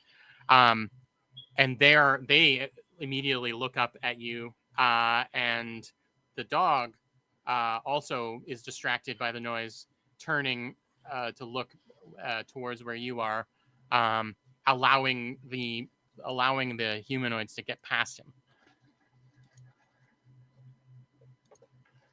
Okay.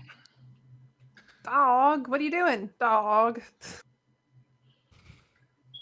I distracted the dog.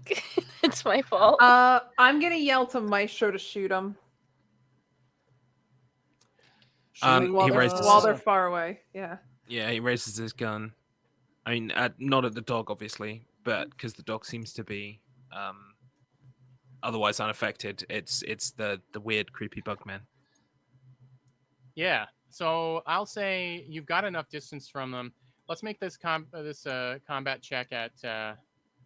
Let's make it at advantage. Okay, so I rolled twice, but I've got to hit 26 or less. Okay. Yep. First one, 86. Second one, 57. All right. Who gave me a gun? Yeah, the bullets go wide. You could give this gun to someone who's better at shooting. That empties maybe. my clip, by the way. At Yeah, this point.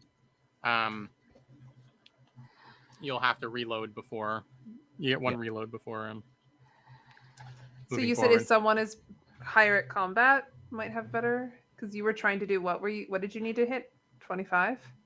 Yeah, my combat is very low. It's 26. Mine's 37. I don't know if that's better. I mean, it's is better than 25. It's better. But I'm guessing, am I better than Slice at fighting? Slice is a 35 at combat, so she's not too far behind you. But okay. Anyway, yeah. While you reload, maybe one of us takes your gun. You can take it. Okay, why would it's gonna take me a turn to reload though? Yeah. Mentally thinking though, like Slice is a doctor. She doesn't normally get her hands dirty, so like she's not gonna want to take the gun. She does pull out her tranq pistol though, and see if she can like shoot one of them to at least take it down so that they're not like actively trying to attack. We can maybe kill the person after it's already down. They're already sure, down. Yeah. If a creature is unconscious, for example, then I wouldn't have you roll. You could just cave a head in or whatever you needed to do. So yeah, I pull out the tranq pistol and I shoot at one of the humanoids. All right. I'll say you've kind of got the advantage here, so because you've surprised them. So go ahead and make this roll with advantage as well. And you know what? Let's add zoology in. They're people. Yeah. And she's a doctor. Yeah. Let's add plus 10 into that too. So let's say a 45. She knows the best tranq spots. Yeah. 26. Nice. Did you roll both times just in case you got a double success? Yeah, the first one was a 68. Okay. You aim the tranq gun, you fire it, and it lands in the chest of the moth-covered human, and it falls. It stumbles forward and falls sort of over the table, seemingly knocked out. And I'm going to let you and the one... Sorry, Anya, have you gone yet? You haven't done anything yet? No. I have not gone yet, no. All right. So there's Anya and the dog left. I mean, I don't have enough time to get the rifle from Maestro, do I, and shoot it? Maestro, it takes some time to reload it, I think. So on okay. the next the next round of doing things, you could maybe grab it from him. Yeah. I guess you said that there's like tables and stuff like that? It's like one long metal picnic table with benches on it attached to the side. Would I be able to just use like pull and like kind of put it between us? So if they're zombies, you could push it and it would be quite heavy, but you could try and push it and pin them basically. Yeah, I guess I would do that. I'm just trying to think like zombie logic of like if there's slow moving zombies. They came right towards the table, and it looked like they were trying to climb over it, which is not super. So it might be easy enough. Okay, so that's strength. Yeah, I'd say just a straight up strength roll, and I don't throw that plus 10 in for a jury rigging. We're just gonna anytime you improvise something like this, why not? Nah, I didn't get it. That's a 73. A 55 or lower? No? Okay. Yeah, and I got a 73. You start pushing the table. It seats 12. It's one big piece of steel basically, and it starts to move, and it makes a god awful noise. Which I think maybe you're face to face with the other the thing as you're like shoving against it, and that screeching noise makes the moths all move like erratically around. They're like jiggling in space as they're moving around. So that's another stress for you. Oh God! Soon I'm gonna fail every single one. Just every time I'm at 11. Every time you fail a roll, it's a stress. This is giving me like I'm having like feelings of like playing Dread, or I'm like maybe I should just not do anything. If I don't do anything, I won't accrue stress as much. We should not have followed the dog. We should have turned around. On that note, the synth hound leaps into action to chomp on this thing, whatever it is. Bug guy. They've got a better combat stat than all of you. All right. Dogs. Defensively, the dog gets up onto the table between you and the monster grind and bites down hard on the shoulder.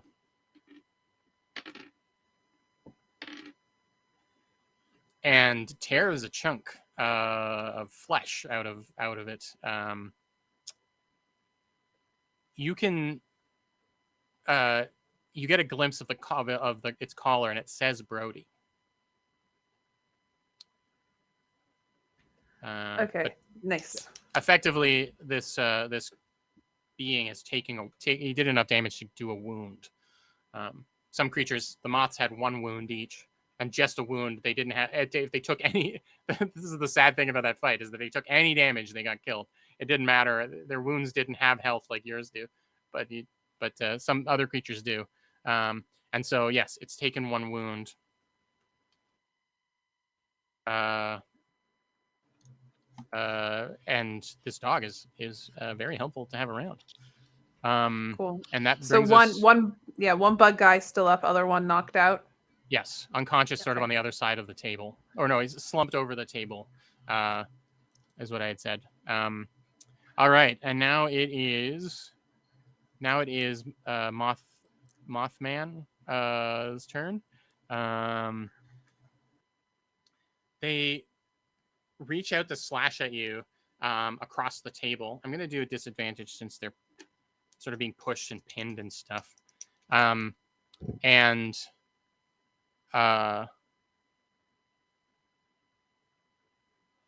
you see their hands are like caked over in that white goo, and it's like turned into hardened claws over top of their hands. Like their limbs have been cocooned and turned into weapons. So they take a swipe at you. Oh, and they whiff. Oh, it's at disadvantage. Let me see if it's yeah. So it reaches out, and you see like this weird white clawed hand come towards you. And you can see you can see that they've got a name tag, military style last name, and it just says Jameson on it. It's a young woman, presumably in a jumpsuit of some kind, but their head is just completely covered in the moths. And now it's back over to the three of you, and Brody, the dog. Have I finished reloading the gun? Yes. When Grind was sort of like in the heat of battle and stuff, they kind of cast me a look as if to say I would take the gun if it was ready. And so with that in mind, am I close enough to pass it, or do I risk I think there's it? I think there's an opportunity for a cool. You throw it over to her without an issue.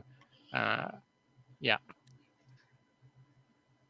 Okay, so point blank, right in the face of this thing.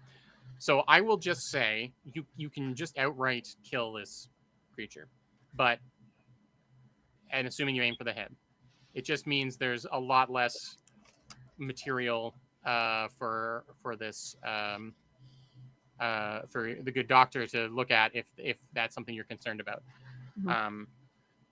And I think watching a head explode is probably a sanity save, but you do it for free.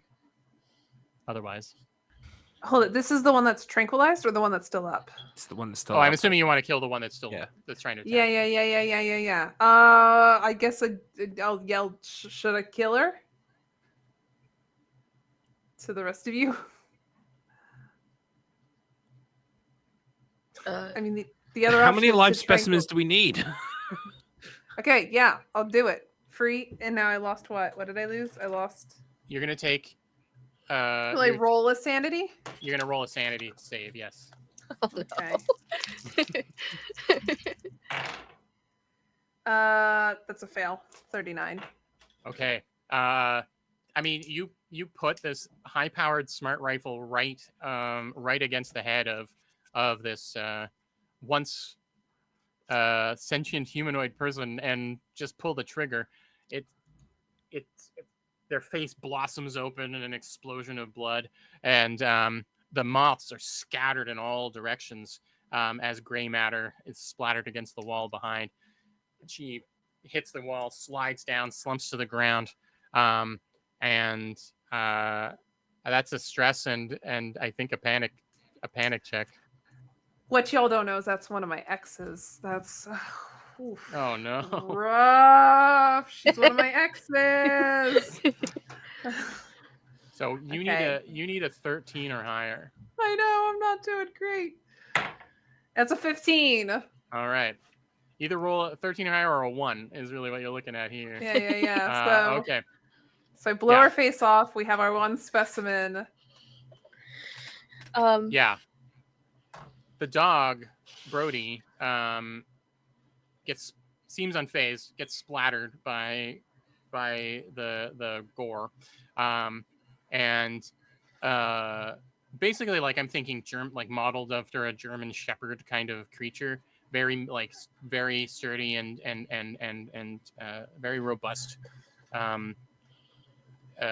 creation. But when it turns to look at you, it seems to recognize that you aren't like them. You aren't like the things it was barking at. This isn't like a dog that's going to be all friendly and lick your face and stuff, but it recognizes the difference between human and moth at this point. Jumps down off of the table and is sort of like growling, just off to the side, growling at the unconscious one that's slumped over.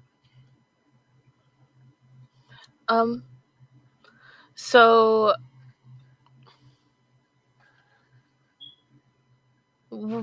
are there any weapons that I can find nearby other than just this crowbar? There, like if I search the body of the person that Grind blew the head off, like is there a weapon on her? Both of them have revolvers. Okay. And these are like. Go ahead.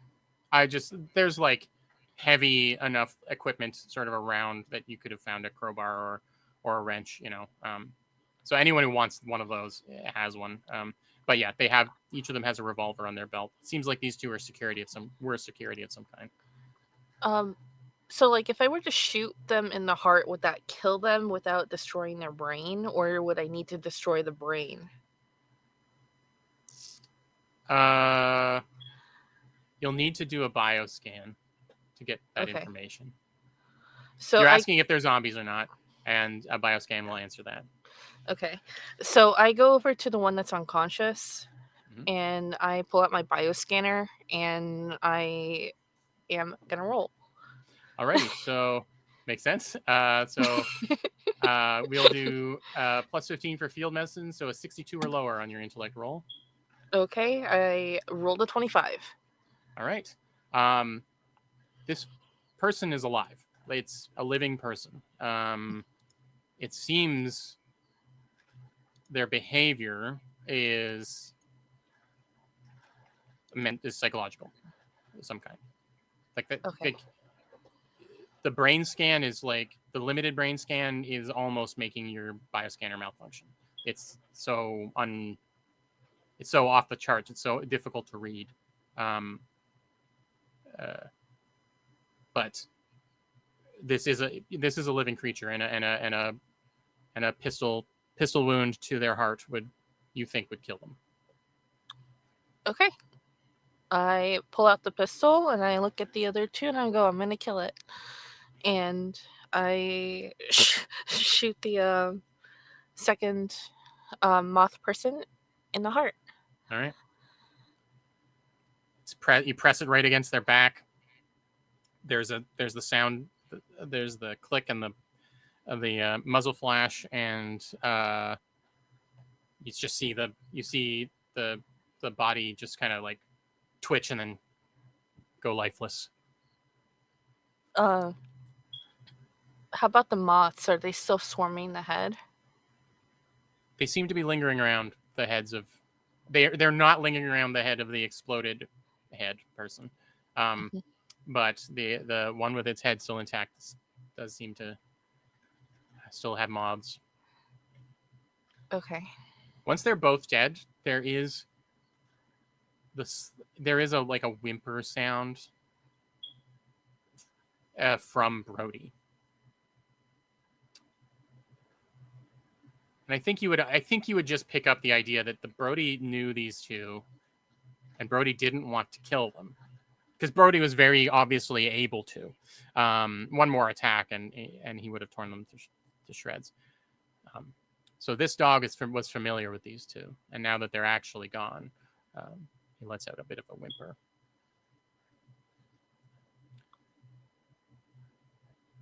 Maestro walks forward and puts a hand on his side very, very carefully.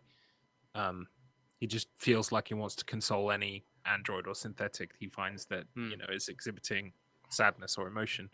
And he turns to the others. Maybe if we reunite Brody with the man, the half a man, back there, maybe it might bring him out of his delirium. Sure. I mean, he did show some clarity. Yeah. Do we want to do that? Slice looks. I look at both Grind and Maestro. You both go do that. I'm going to crack the skull open. And she takes her crowbar and she's like banging at the at the moth person's head with it, trying to get into the skull itself. Can I just break kayfabe for a second and say you are an awesome scientist? Yeah. Just as a quick on the way out, can I assume that because of you said that this is a table that seats 12 people, that there would be at max 12 people on the ship? No, there could be 3 8-hour shifts happening. It's okay. Do I see anything on the walls that gives any insight into how many like people a were on rota the or ship? something like that? Yeah. A chore wheel. Well, you would have those, maybe not a chore wheel, but you would have that kind of like list of people. Like, you see that meal times. There's like a listing for meal times, and they're in 2 shifts.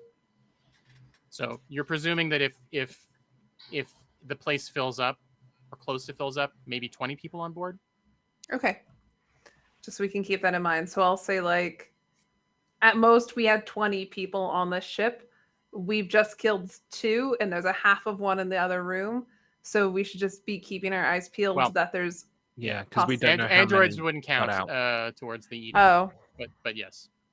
okay. But Yeah. anyway, so keep your eyes peeled. There might be more people around. So Uh, Slice, if anything happens, you call as soon as you need somebody, okay? Slice is busy trying to get into this head, but she you can tell that she did acknowledge what Grind said. It was a yeah hand wave kind of thing. Slice, are you keeping the revolver? Yes. Okay. And does someone want to grab the second revolver? I mean, Maestro, if you want it, or if you want your rifle back, I mean, you might as well. Yeah, Maestro takes his rifle back for all the good that it does anybody. The rifle does Okay. more damage. It does actually, and it's got 2 shots left in it. It's an instant wound. So if not to gamify things too much, but if it makes more sense for someone to be better, the pistol only does 1d10 plus 1 damage as opposed to a whole wound. Yeah, I so turn to maybe I Grind should keep and the say, "You earned it. it's yours." Thanks. Yeah, and while we're doing this walk back, then I'm just gonna reload it as well, so it's back to its 4 shots for the next fight. It's got 2 shots left, and that's it. Yeah. Oh, it only has 2 left. It's had its Okay. Cool. reload, yeah. Okay. Okay, I'm putting a pistol on your sheet here. Yeah. Thank you. Nearby. And I got a 1d10 rifle. plus 1. And the rifle does 1 wound. Okay. Cool.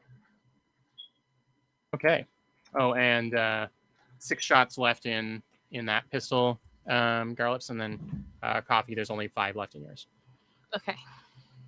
Second copy. It's over to yours. Thank you. No problem.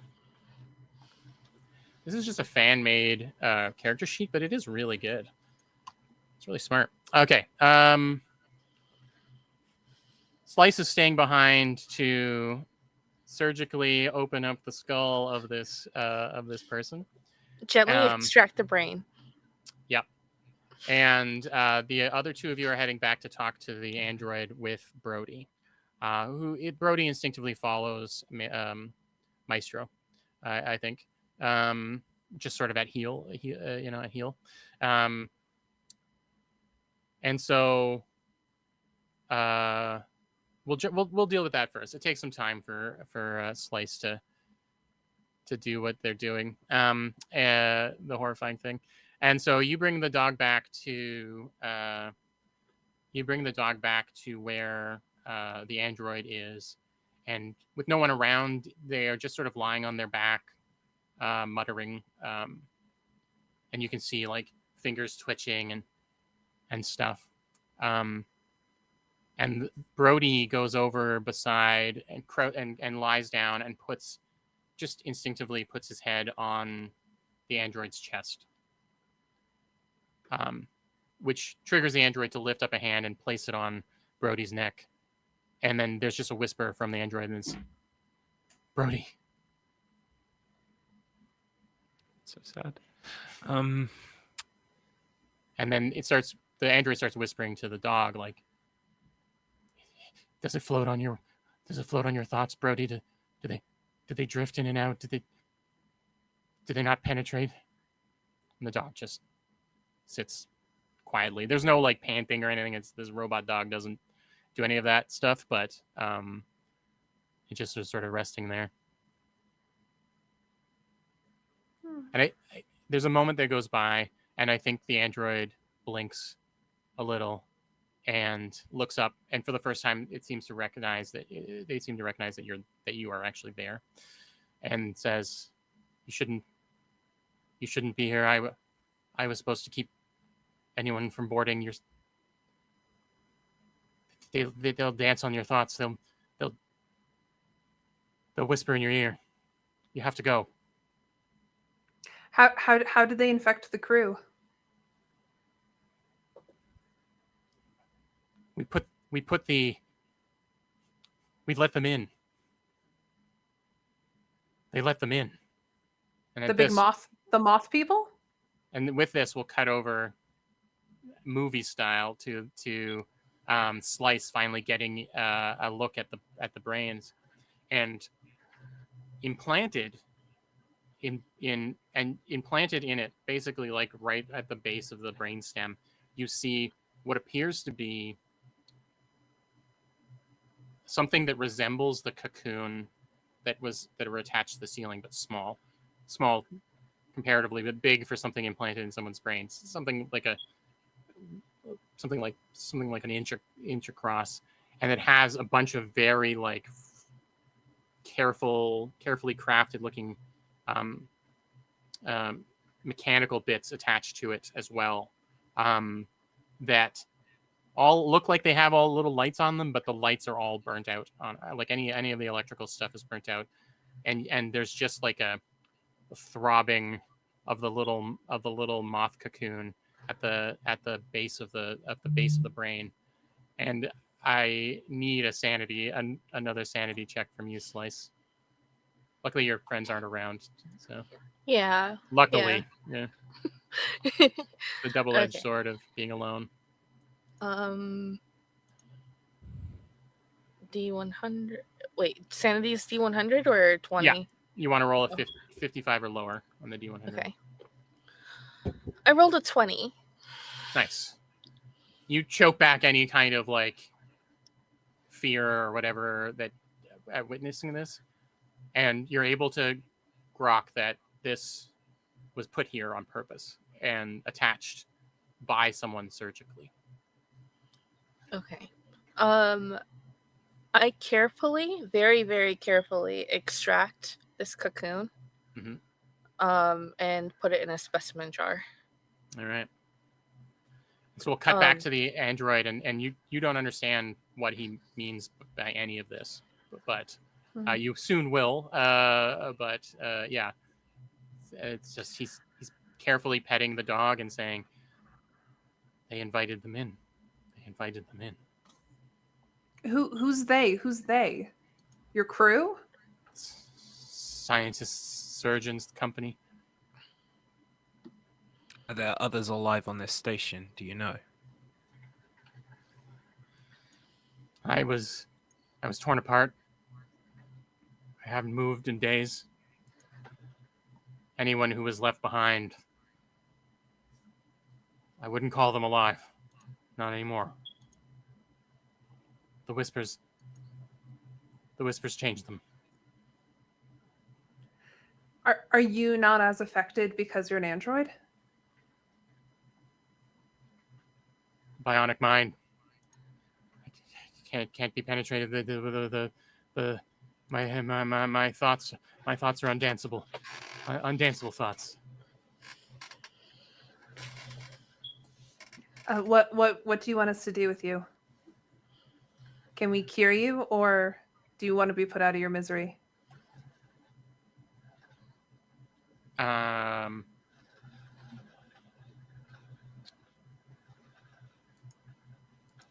I think they look over at you and they make eye contact and they say,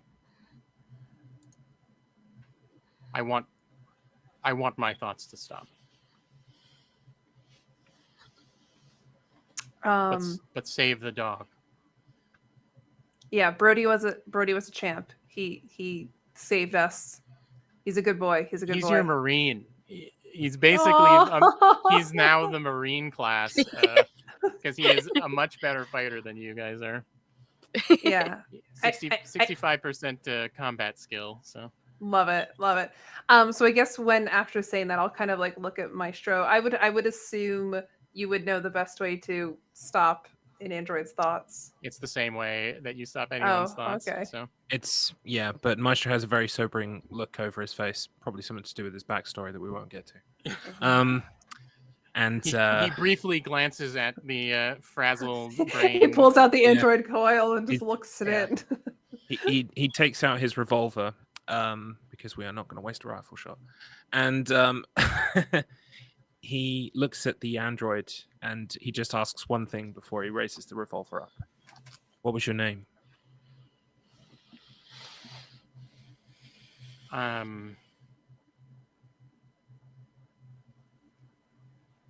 They say Bertrand.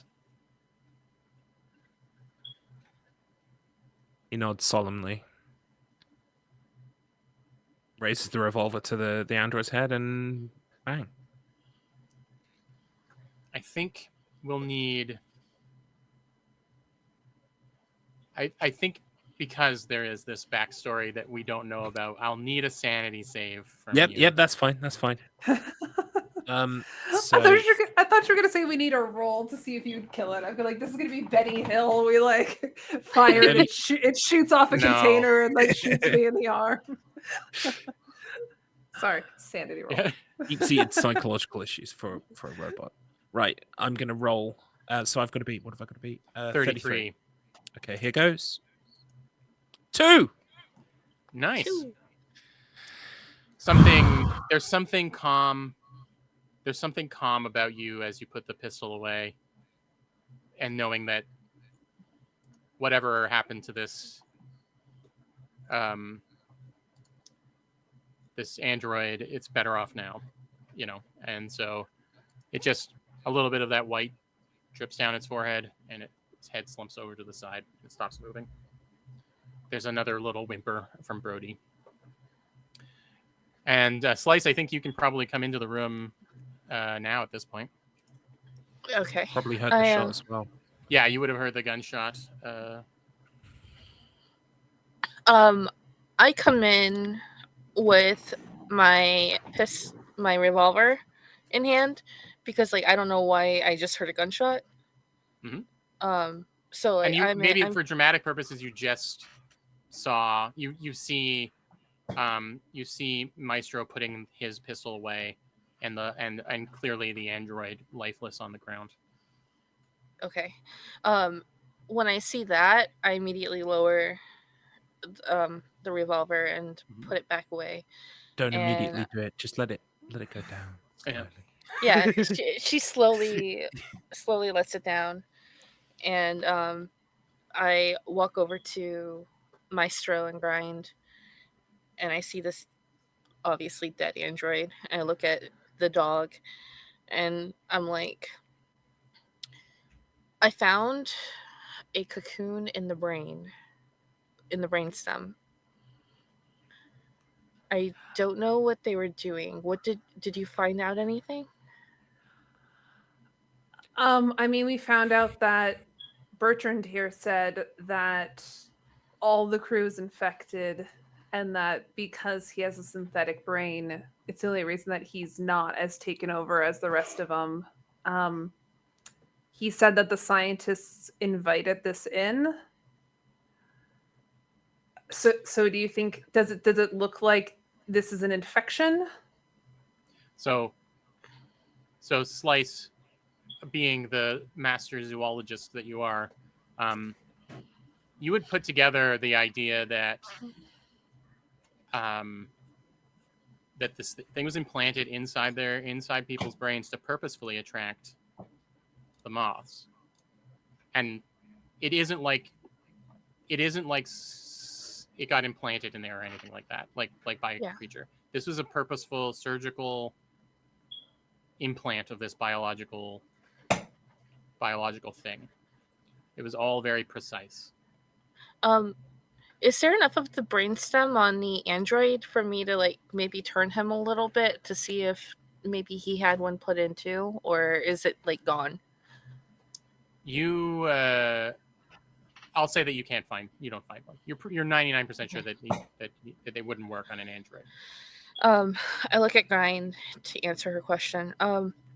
No, this was very precise. It was implanted in. So so from your medical background, would you assume then that this isn't an airborne thing? Do we feel safe? Is Maestro at risk because of the bite, or is this a thing that it's only if it's implanted, are we at risk?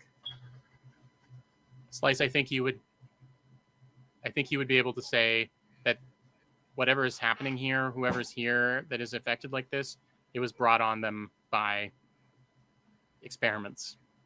Okay. So yeah. Slice looks at Grind. No, they were experimented on.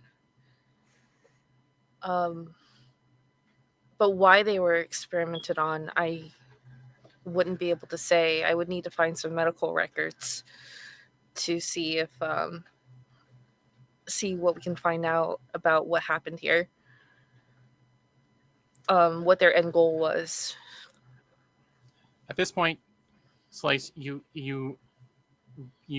actually feel somehow through the glass the moth that you captured earlier is wigging out, just like bouncing around, even like hitting itself so hard against the glass that it's leaving little marks of the little white goop that seems to be inside of all of them. And you hear the sound of something powering up and like metal scraping on metal. So you've come back to the cargo bay module, and then there's this like ring around that is this, continuous ring hallway. You went to the left towards the galley. The other sign showed main laboratory, and the sound is coming from that direction.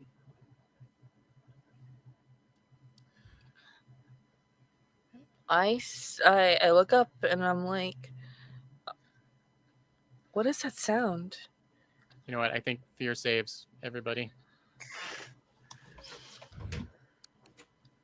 Oh, disadvantage, remember? Don't forget your disadvantage.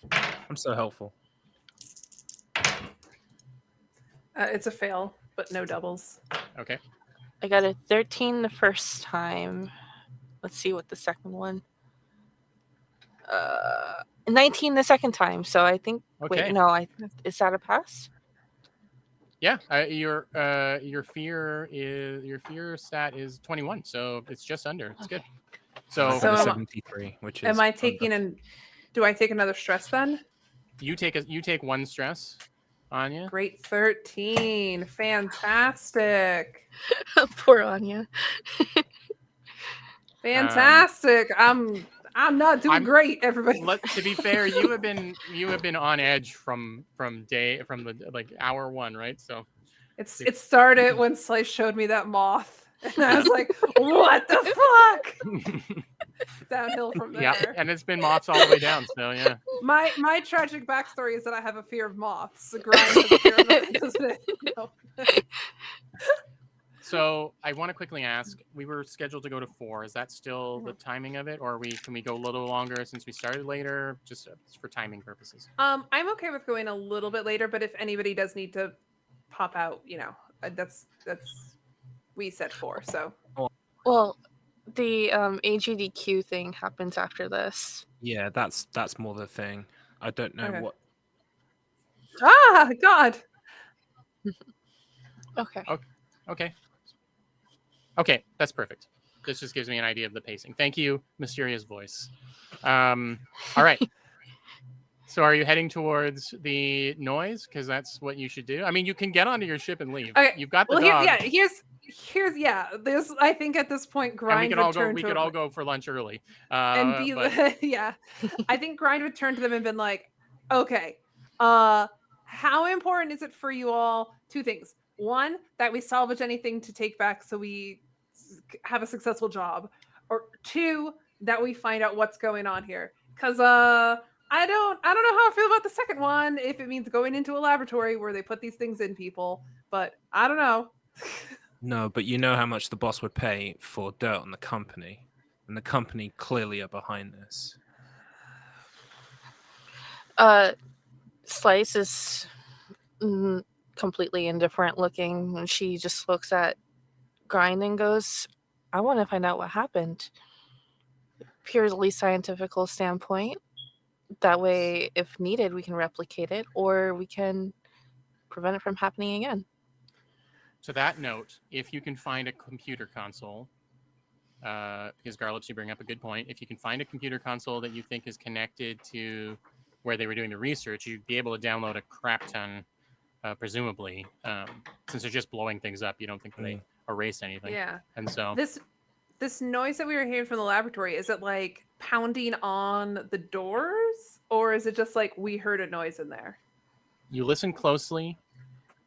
You're not out in the hall right now, so Yeah. you're just hearing it, and it sounds like something. It sounds like something big and metal. Actually, you're a Teamster. It sounds like a loader exoskeleton moving very slowly. Like if you remember Alien, Ripley fights the Queen at the end in it.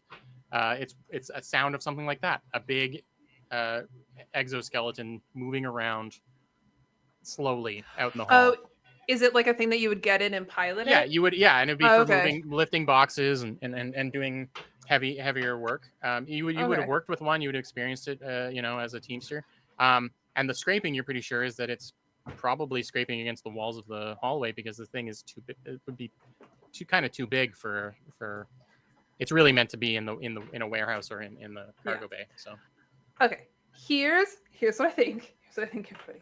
I think let's get a little bit of cargo on the ship, so we have something if we need to get out of here real fast. you need the cargo load. You need the loader exoskeleton. It's I can't take some. It all I comes can't take together. some of these boxes out of this room. They're too heavy. You can take some of the smaller boxes, but it's going to be a very small haul.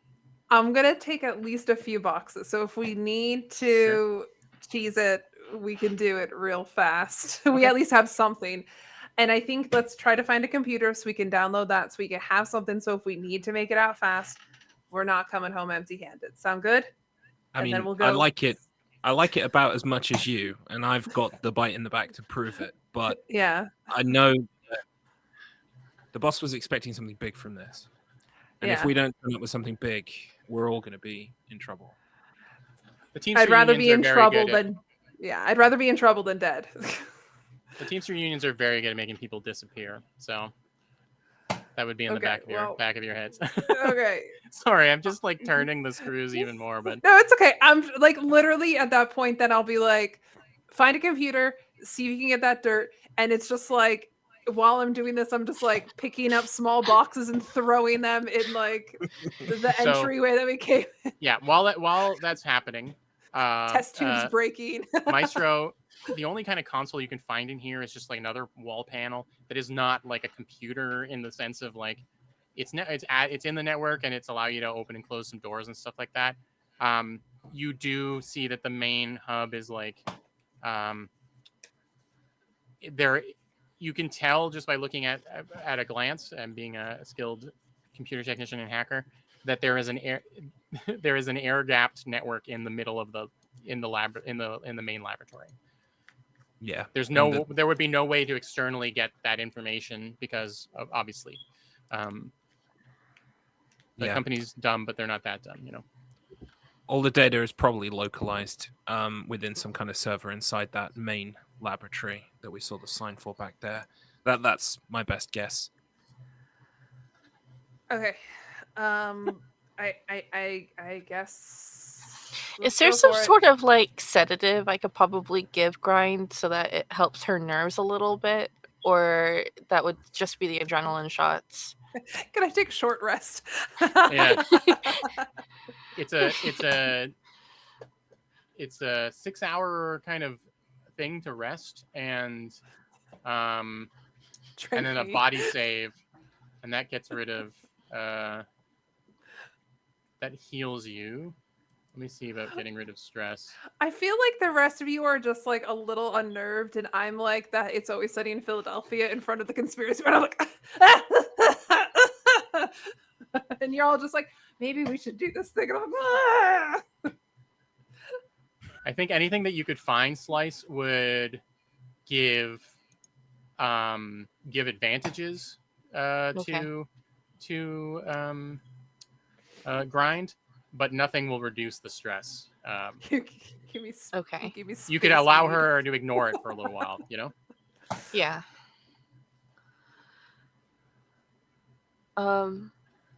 So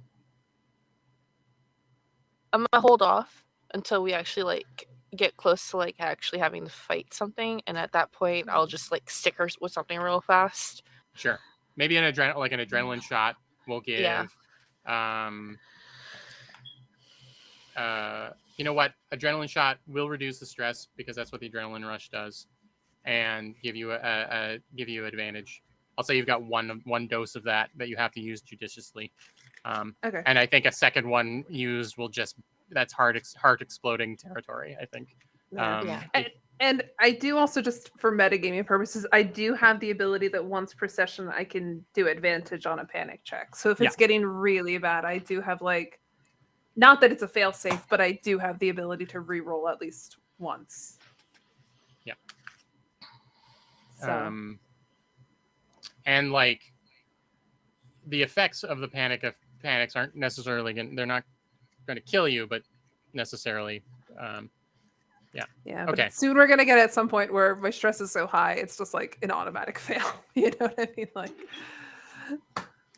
so we'll say half a dozen small boxes of basic medical supplies have been thrown into the back of Big Bertha and into the trunk, and a very twitchy grind comes back, ready to go take a look. Are we going to head out into the hallway? Let's go, everybody. Let's go. So as you step out of the hallway and turn to the right and start going around, obviously, Brody, your marine dog, is with you. He's taking point, and he's sniffing ahead, and the noise is getting louder as you go around this corner. And then Brody stops, and growls, and you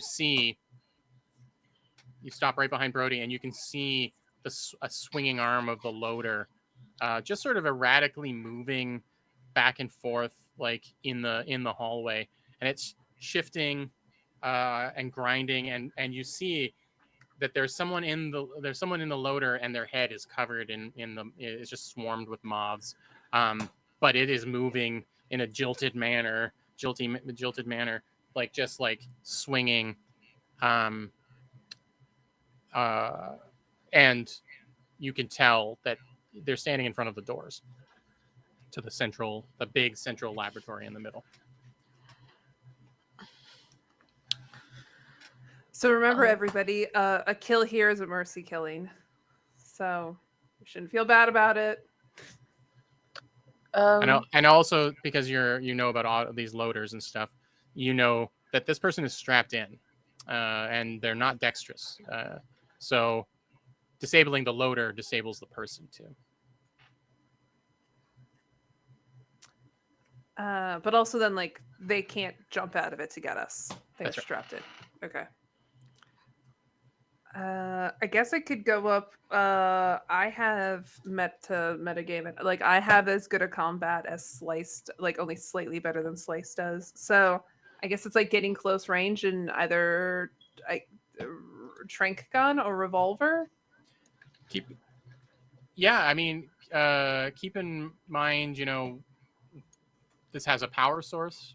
Do you know how to disable the loader as a?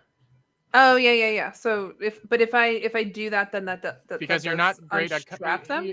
You're much better at speed and strength than you are at combat. You're even better at intellect. You got 42, 42, 45 there, and so someone getting in close, because mechanical repair also counts towards mechanical destruction. Because if you can fix something, you can take it apart. Yeah. So. Okay, yeah. So I guess I'll try to just go disable that, then the loader. If you want to do that, things that you're risking is probably an attack from it of some kind. So here's your options. You can get to this thing very easily. If you just go up to it, you're opening yourself up to an attack. If you want to sneak up, that's going to require its own roll, a speed roll to see how good you get there. And then succeeding on that means you can get past it without an attack. Failing on that means an attack hits. But. I think I'm willing to take the attack. So the less rolling. I think so. Yeah. Okay. Well, I don't. Okay, I guess I could try to sneak up, because if I fail, then it just defaults to the other one, right? Is that what you were saying? Basically, you can let this thing. You can just get in close and not worry about your own physical body, and it will get a swipe at you, or you can, and it will make an attack roll, or you can roll your speed and try and sneak in on your own, and failing that, it will get its attack, but it's your chance to not have the attack happen. I guess, yeah, I'll do that second one, not have the attack happen. So that's my speed, we said? Yep. Yeah, so it's Okay, just so a it's straight 42. speed roll, 42. Yeah. Would we allow anything about jury rigging as a skill? Industrial equipment as a skill? You that stuff all comes into play when it's dismantling it, but it's not giving you an Okay. advantage. You know what? It doesn't know you're there, so I will say an advantage in that case. So go ahead and Advantage, roll okay. advantage. So I have to get, I have a 42. That's a 70. Okay. Or no, that was if it's double zeros. It was a double 0 on my one and then a 7 on the other. Is that the 7? It's double zeros. On the percentile dice. That's a 0, right? That is a 0, yes. So then I rolled a 7. And that's a critical. Oh, I see. Yeah, no, that's 7. Yeah. That's double good, 0, right? Because double 0. Oh, you're rolling percentile dice. Yeah, double 0 and a 7. Yeah, that is good. That's a success. As soon as the person in the loader is aware of you, it's big. This big heavy arm that's got these grippers on the front swings down and slams into the wall of the station, and you just duck underneath and use its own momentum against it to get up onto its back. And now I'll need let's do a strength roll with mechanical repair. So that's 60. Okay. No advantage on it because it's just this very dire situation, but Okay. That's a 24. All right. Yeah. You get up.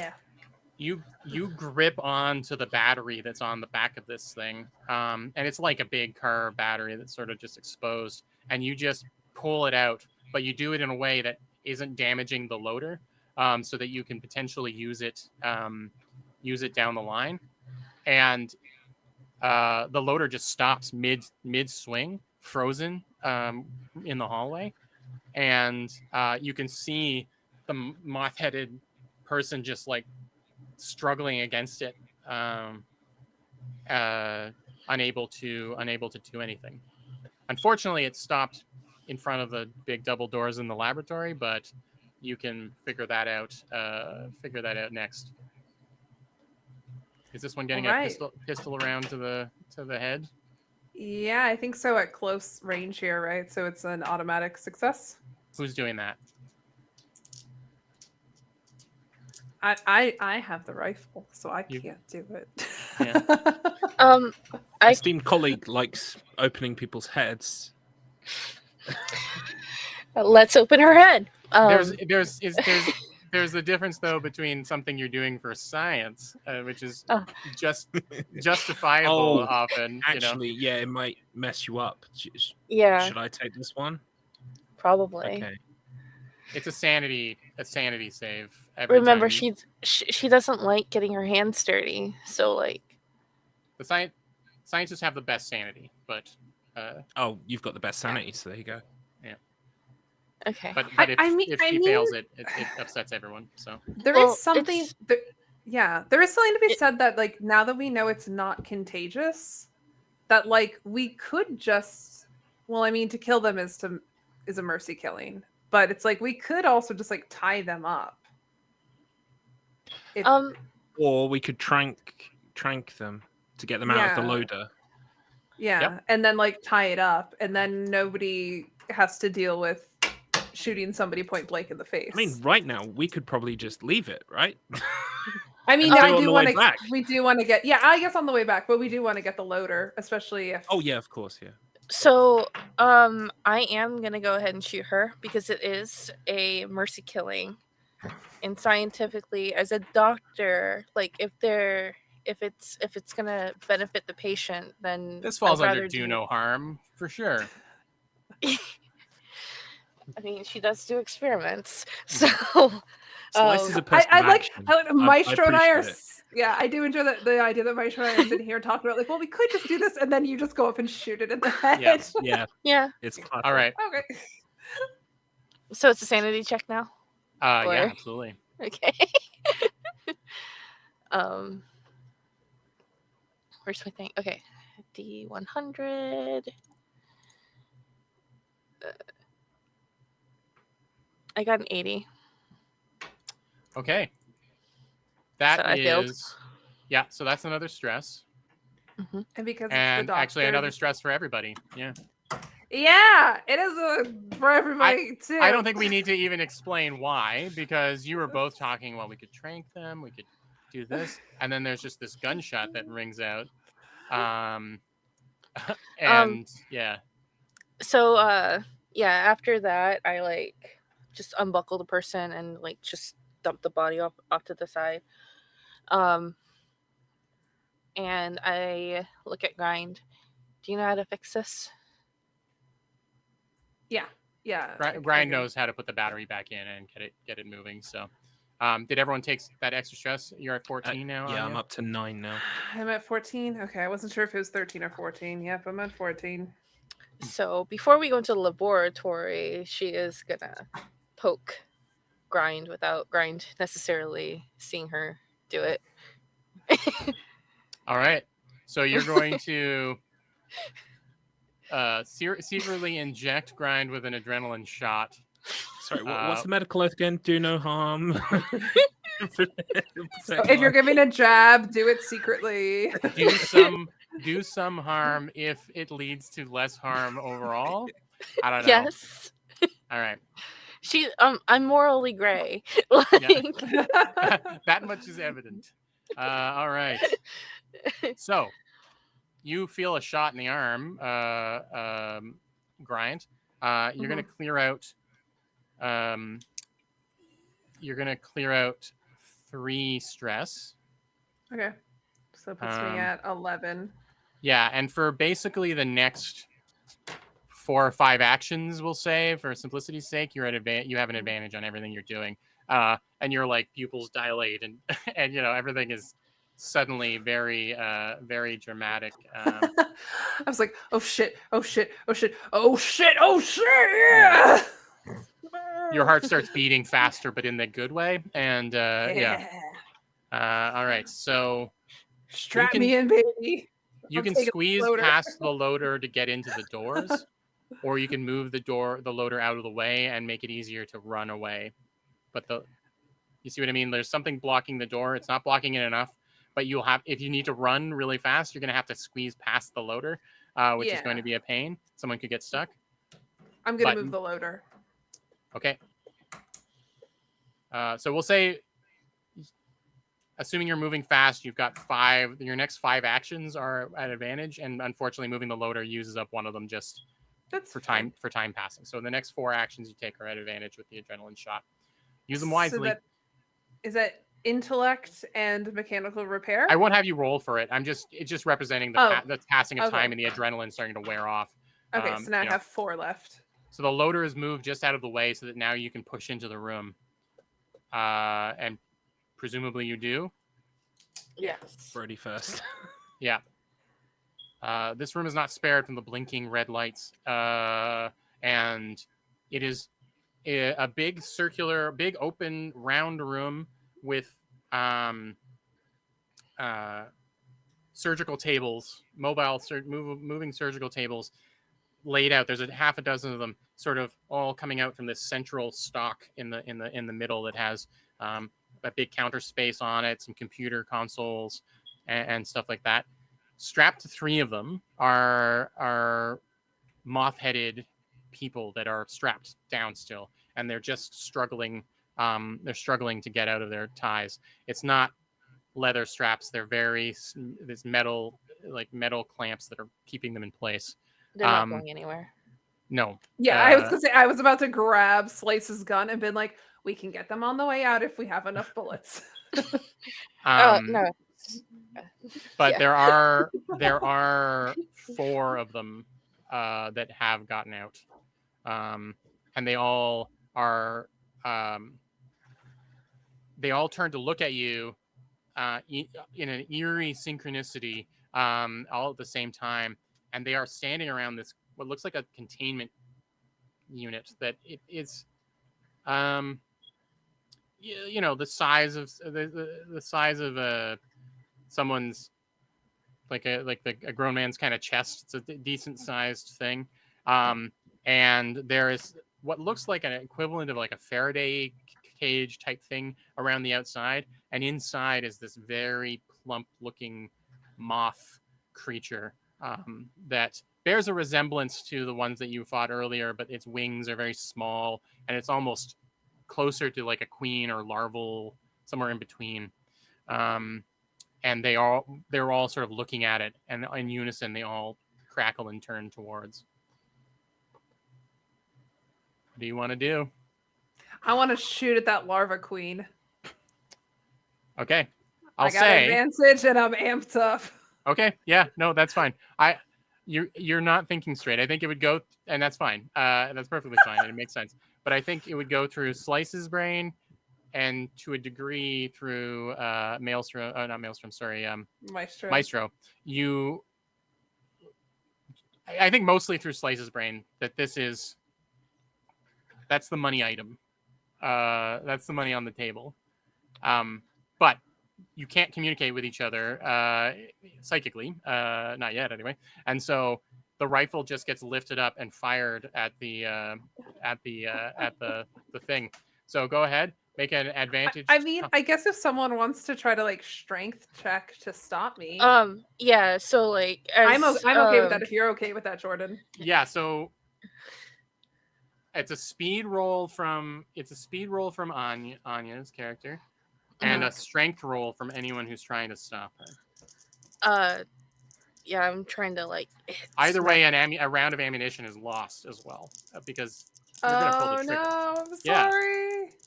Yeah. So that's a strength roll from you. I fail on the speed. I got a 13. Okay. I got a 13. Slice's reaction time is fast enough when she realizes exactly what you are aiming for, and she reaches up, grabs the end of the rifle, and pulls it down. And one of your two remaining precious rifle rounds are fired into the ground of the station. Slice, do you say anything? That's the money. Okay, I like this. So that's an action. We'll call that an action from Anya, from Grind and Slice. Yeah, I'd say that takes up sort of your action during this first phase. Maestro, what would you like to do? And then Maestro, you can give me an indication of sort of how you'd like Brody to act as well, since you two have the bit of a bond. Well, I mean, previously they have come towards us when we previously encountered these kinds of beings. So I'm imagining that they are going to do that again. Although, is there anything I can observe in their behavior, maybe being different because of being around the queen? Or do you think I would just say that what you can get at a glance is that it looks like two of them might head towards you, but it looks like two might hang back, especially considering a rifle has been fired in the room. Yeah, that's fair. Yeah. It's just my combat is not good, but remember to think outside the box. You are here also because you want to hack a computer. That is true. In my glance at them, did I clock a computer at all, or what would be a server bank? There's two stations in the center. The whole middle column seems to contain a server and stuff like that. There's two stations in the center, which are sort of close to where the creatures are, and then there's one that seems to be at a more like a desk-like area past all of the surgical stuff. This room isn't huge, but you'd have to run past them to get to the one that's furthest away from them. I see. Yeah.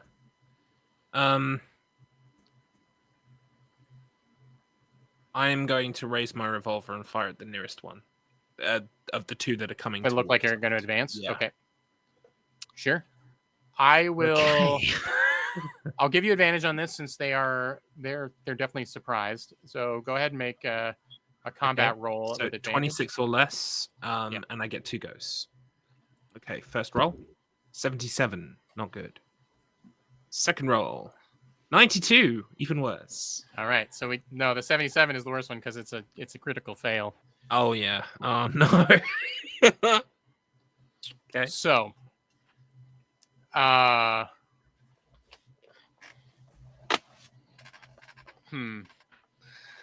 take a stress.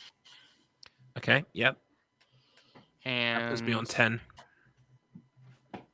I'm gonna say that the critical penalty is that there is a 25% chance you hit one of the computer consoles, and you've only got 3 to access. Okay. So I'm gonna roll, and if it rolls less than 25 or less, you've shot at one of your 3 options. And you didn't. Oh, thank goodness. Yeah. So we're good. We're okay for now. But with everyone having out, Brody, do you want him to charge at one of them?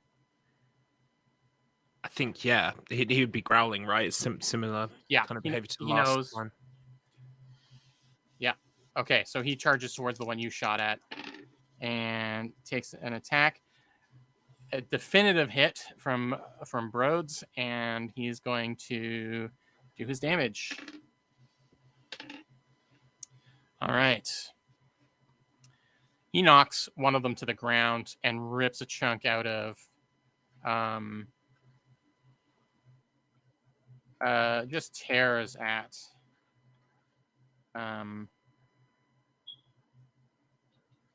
the chest, or I'd say the neck area is where he would go after knocking him down. And you can see this creature take a major wound to a neck artery, and it's bleeding. It's on the ground, and it's pinned by Brody, but Brody did enough damage to do a wound. So these things can survive at least one wound before being taken out. But good old Brody. And now Brody's in the thick of it, so critical fails on shots will potentially hurt him if you're going after the thing he's attacking. Okay, so that leaves... Do I attack the dog? Ugh, yes, I have to. I have to attack the dog. So the one that the dog is attacking, that Brody's attacking, attacks him. And hits.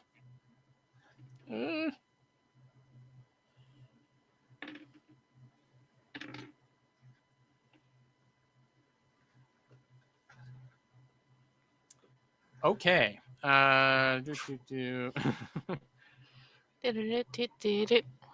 worried should we be? They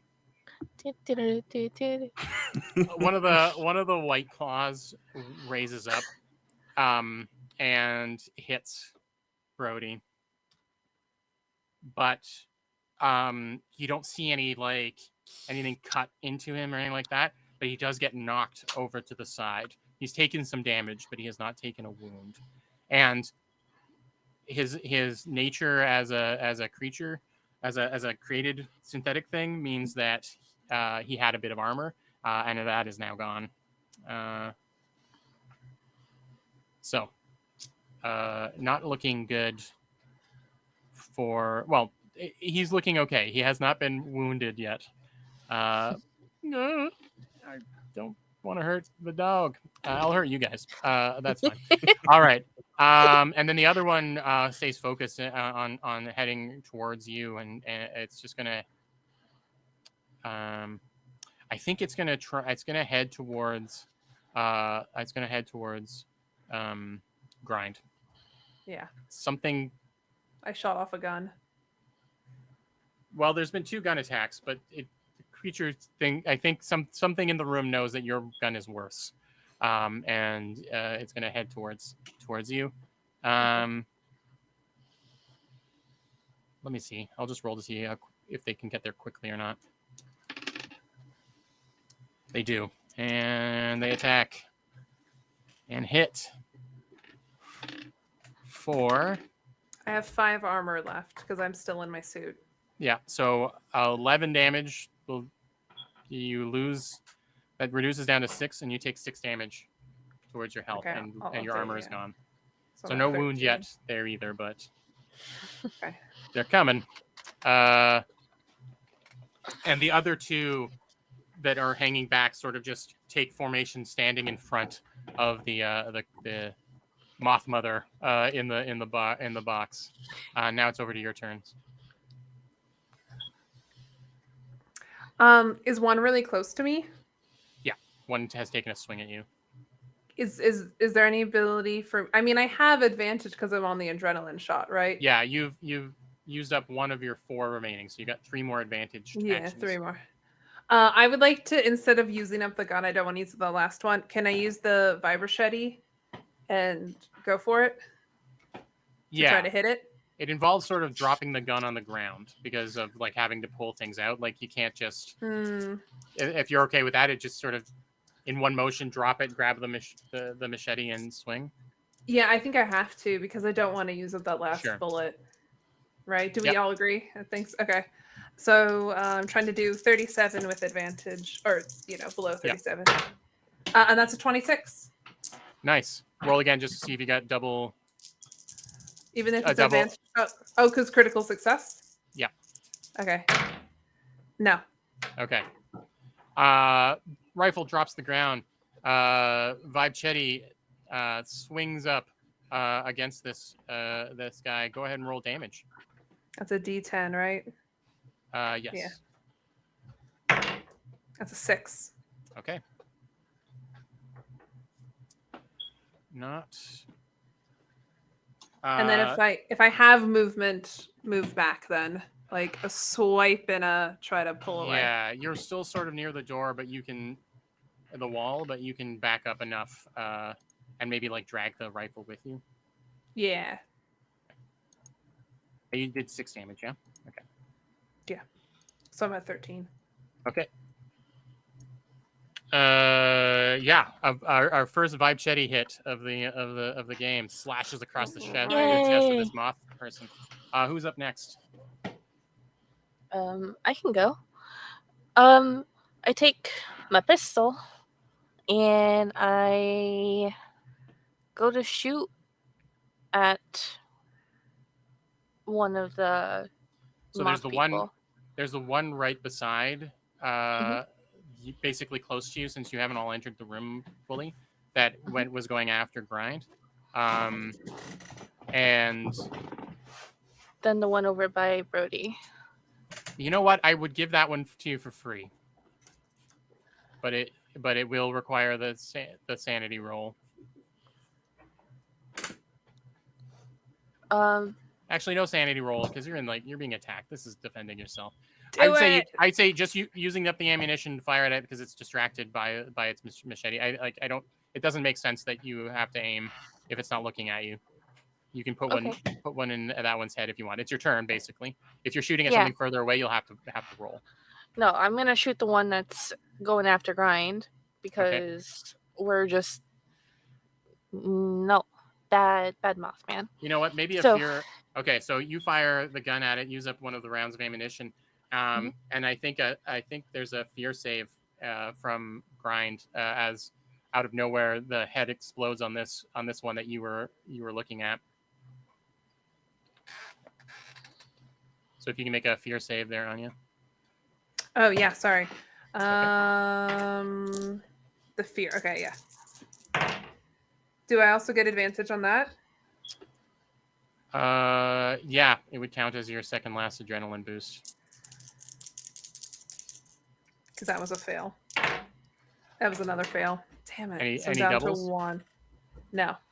Okay. So I'm down to 1 advantage left. Okay. And add a stress, so you're up to 12 stress now. Yeah. Okay. You got it. Okay. And yeah, I got your sheet here. Okay. And Slice, do you want to move forward, or what's the plan here? Yeah. Well, actually, I'm gonna see if there's another, like, if I can find more ammo just in case. Can I search that body real fast and then move forward, or The people in here that's it? are yeah, they don't have anything on them. They were Okay. being experimented on, so they're basically in jumpsuits or hospital gowns. Okay. Yeah, I just move forward. Okay, you start moving towards where the one that had been knocked down onto the ground by Brody is. Yeah. Okay, and Maestro. I think my career with firearms so far has been exceptionally poor.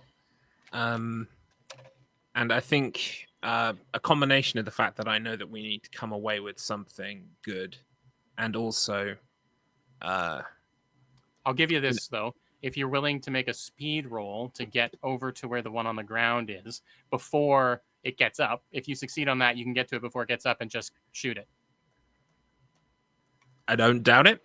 I doubt my ability to get the roll. Right. Oh, your speed roll is worse than your combat. Okay. Yeah.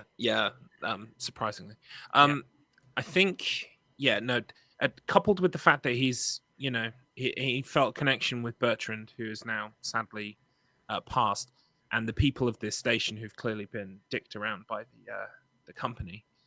I think I'm leaning towards accessing a computer rather than engaging in this fight, because at the end of the day, we got to come away with something. And if my, I hate feeling this way, but if my poor teammates are going to be eviscerated, I'm an android. I've got a couple more wounds. Well, I've got one more wound than everybody else. I'm thinking take something back.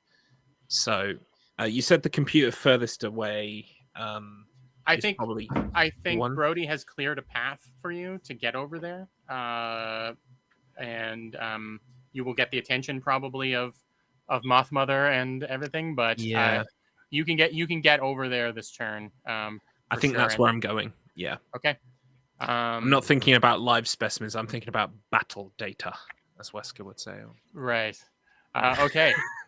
You skid in front of the computer and give me your first. Give me a roll here. For hacking, I think. Intellect plus 15, so that's 62. You got to get in. Yeah, you got to get in past. Basically, it's going to require like 2 rolls, 2 actions over a couple of turns. Okay. So I've got to be 62 or less. Okay. 25 is my first. All right. You fire up the console. Immediately. Finally, something I can do. Yeah, exactly. Immediately, you're in past the because it's air gapped. They haven't defended it as much as they probably should have, and you're past any defenses and now it's just finding what you need, which is what's happening right now. But you just can feel over your shoulders the look, like one of the moth heads has turned its eyes on you, as you're now sifting through piles and piles of data to find exactly what you want. Okay, and now it's Brody, and Brody is going to jump on. I'm gonna roll basically to see if he's quick enough, and if he is, he just finishes off that other guy. He isn't. He gets over there while the creature is standing up, and so he has to make just a straight attack roll against it. Brody, you got this. And he does. Brody, hi. Woo! And that's enough for the other wound. And another tear to the jugular, and this moth head is bleeding out on the ground. Good old Brody. Good thing you found Brody. All right. The one that ran over is dead as well, right? Yep. Okay, so it's just the two. It's just the 2 that are left. One has snapped its head over towards where Maestro is, and I'm gonna roll to see how well it maneuvers over towards where you are.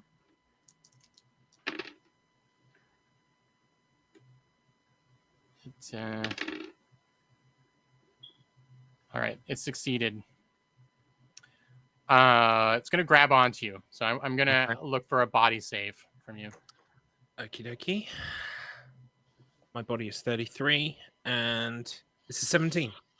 All right. You manage Yay. to sort of shrug off the grapple and keep doing what you're doing, despite all moths aren't noisy, but all of their flapping wings, like behind you, like all accumulate into this low hum that is like it's like shaking. It's shaking the circuits in your brain, in your positronic brain. The other one, I think, it's just completely putting its body in front of the Moth Mother. Any attempts to shoot at Moth Mother are gonna have to go through it.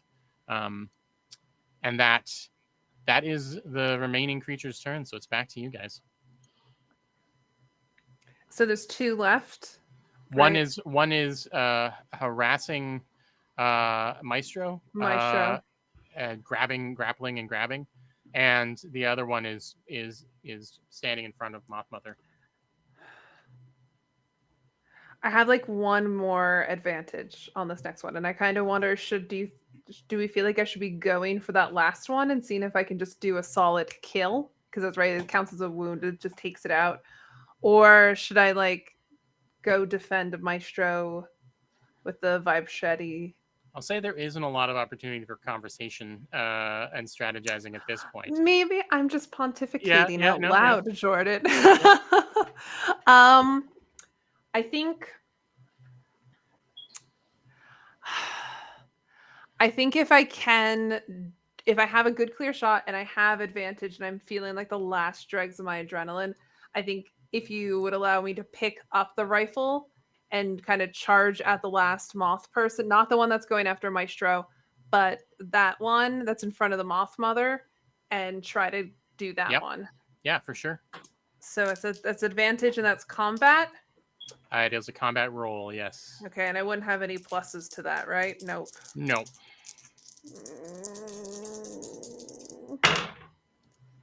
It's a 41. That's just barely misses. God damn it. You got this.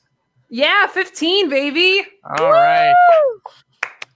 I'm gonna say you're running at this thing. It's not a perfectly aimed headshot, but if you had critted, I maybe would be good. But you hit, and you shoot it through the shoulder, and you can see like something about how these things, like the bodies are alive, but something about how they're being controlled and stuff is making them not as strong. And you can see like where where you shot clean through. That the shoulder is sort of like starts to rip away from the side of the body, and one arm is like hanging limp at its side. It's one move away, one hit away from just crumpling. Okay, cool. Yeah, good job. No, I'm out of bullets and I'm out of advantage. I'm coming down off of it and it feels bad. Yeah. So you've got Brody left and the two remaining players.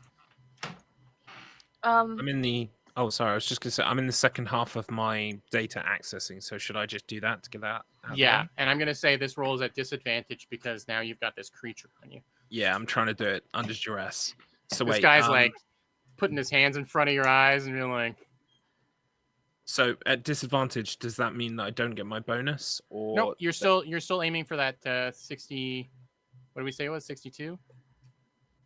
47, 57. Yeah, 62. Yeah, so you're still aiming for that, but you are rolling twice and taking the worst result. Okay, all right. So roll number 1 is 98. All right. I mean, it's hard to make it worse than that, but a 99. Yeah, could get a crit, right? Could have been a 99. That could have been worse. Roll the second one in case it is a 99. 73. Okay. I would have failed it either way. So I'm gonna say stress. Well, you have to take a stress. You failed. Yeah. And I think a sanity save. Because okay, things are bad. D20, and I've got to beat 11. Mm-hmm. Okay. Your sanity is only 11. No, oh, sir, not a stress, not a. Oh, sorry, I thought it was a panic attack thing. No, 30. This is to see if you panic. If you fail this, you're Okay, gonna panic. so, Yeah. right. Okay, so sanity, it's another 100. I've got to beat 33. Yeah. 72. Okay, so take another stress and then make a panic check. Okay, so now I've got to beat 12 with a d20. 17. Okay. There's maybe like an elbow to the chest of this thing to knock it off you just long enough to get another attempt in on the next turn. Slice, what are you doing? Um,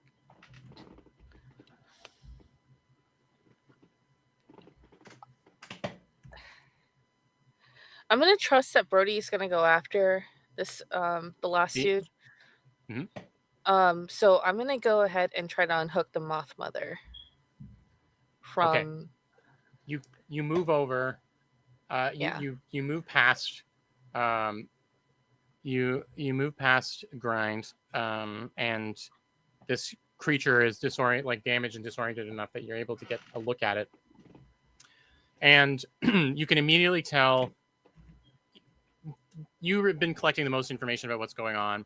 You know that this creature is communicating with the moths, and the moths are controlling the minds of the. You've made all of these put all these puzzle pieces together, and you can see that the Faraday cage type thing is a dampening thing. It's meant to dampen how easily this creature can communicate, and Okay. It's a self-contained thing. It's got its own power, and so it's just a matter of picking it up. Really, it's big. It would be the only thing you do if you're carrying that and running. But you see that there's a dial on it that is basically shut down the field completely and basically completely contain the thing. You can tell that that's what it does. Turned all the other way, it will overwhelm the creature and fry it. Okay. I'm gonna turn it so that it completely contains it. Okay. We'll need a roll. Let me see here. Because I'm thinking, like, obviously, I want to keep it alive because we can study it, but we also want the money because I'm still a mercenary. So yeah, no, I mean, your motivations are clear for sure. So I'm gonna say Science and profit. I'm gonna say there is still stuff going on, and it still has a creature nearby that will defend it, and so I'm gonna say you need to make a speed roll. Speed roll, okay. A speed roll at disadvantage, I think, because of everything that's going on, to be able to get there before. All right, my first roll was a 23. Okay, so you've succeeded so far. Let's just see if it's a crit. 51. Oh, that's a fail. So that's a stress. That's a stress, and I'll need a body save from you. Okay.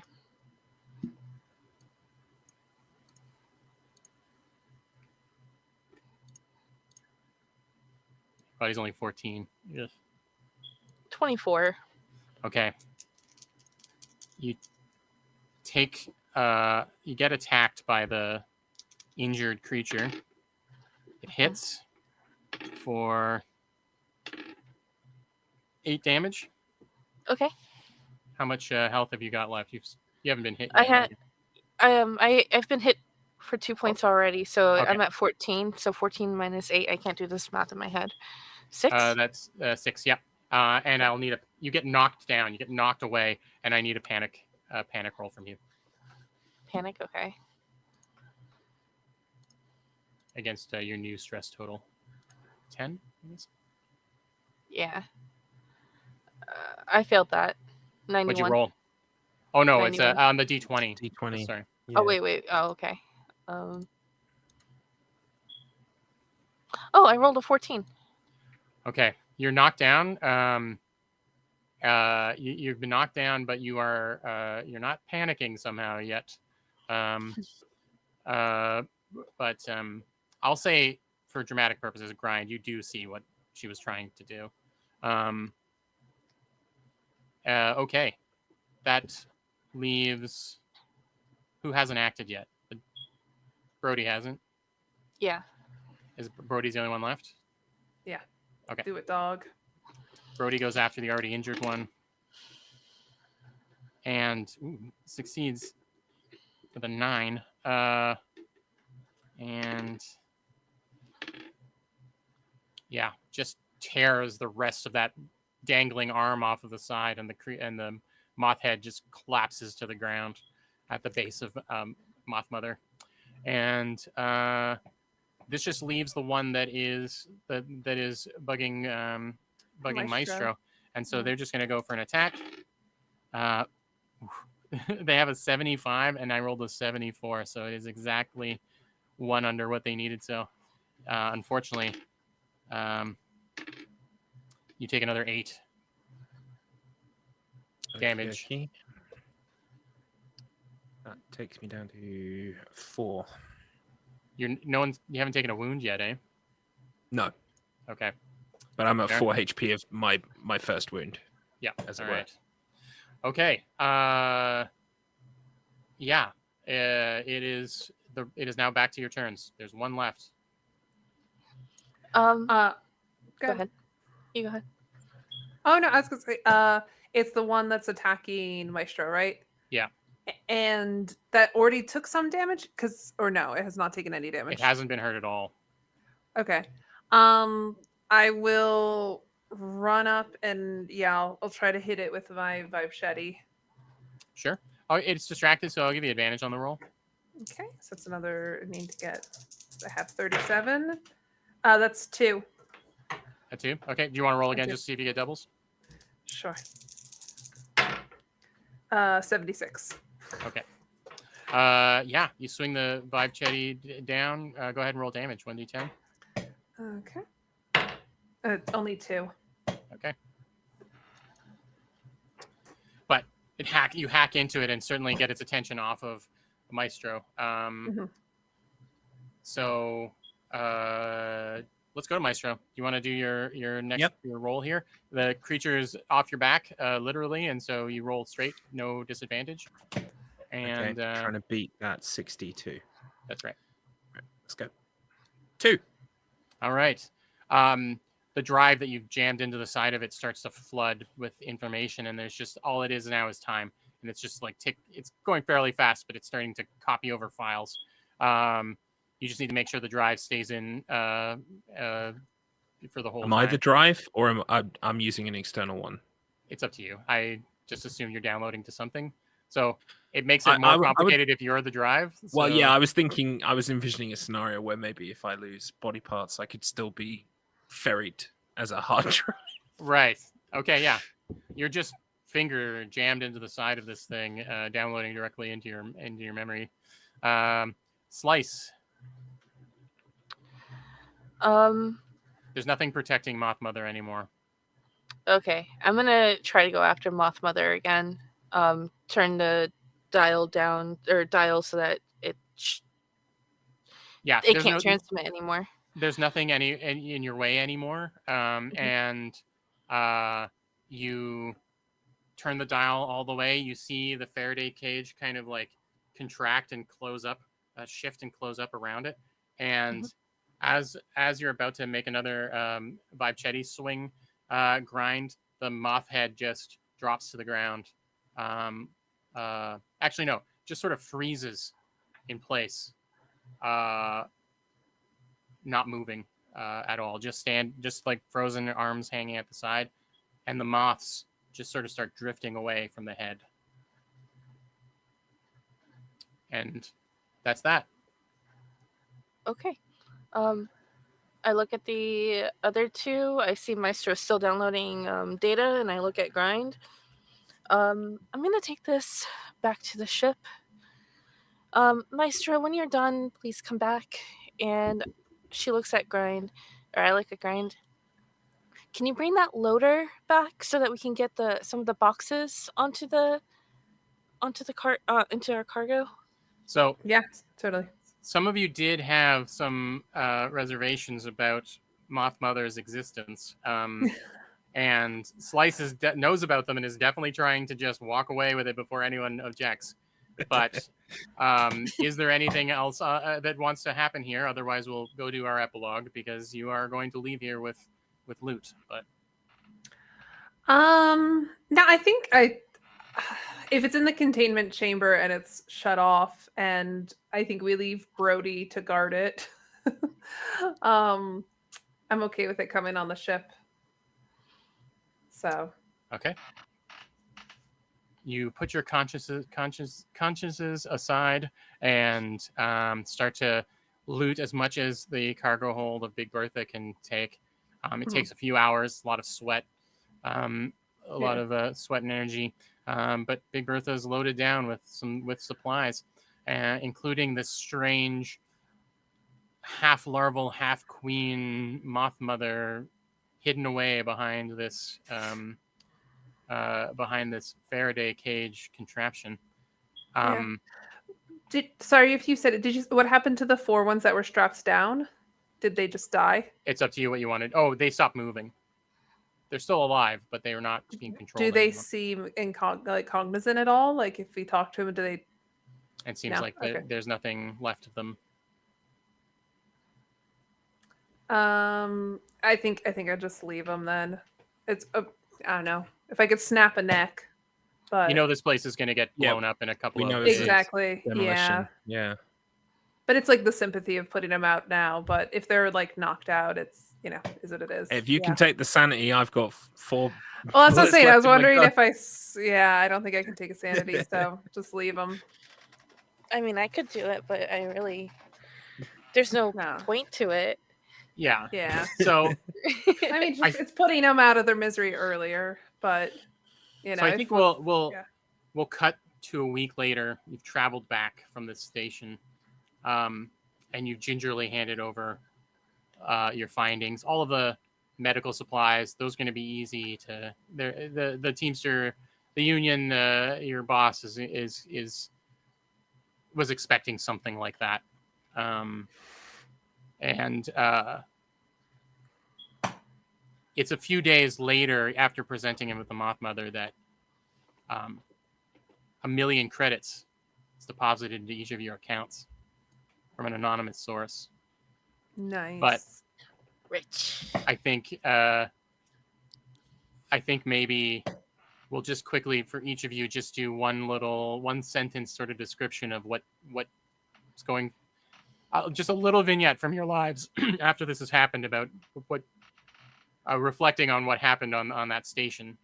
So maybe we'll start with Maestro. Well, he sees the 1 million credits enter his bank. And is chuckles. Brody with you? Did you keep Brody? Oh God, yes. Unless the boss wanted to sell him too. I think Brody's earned his place amongst our quartet now. Yeah, he chuckles to himself, not because of the money, because that's not why he does these things. It's the fact that despite all the odds, and it really looked quite hairy in there, his casualty record on missions is still unblemished.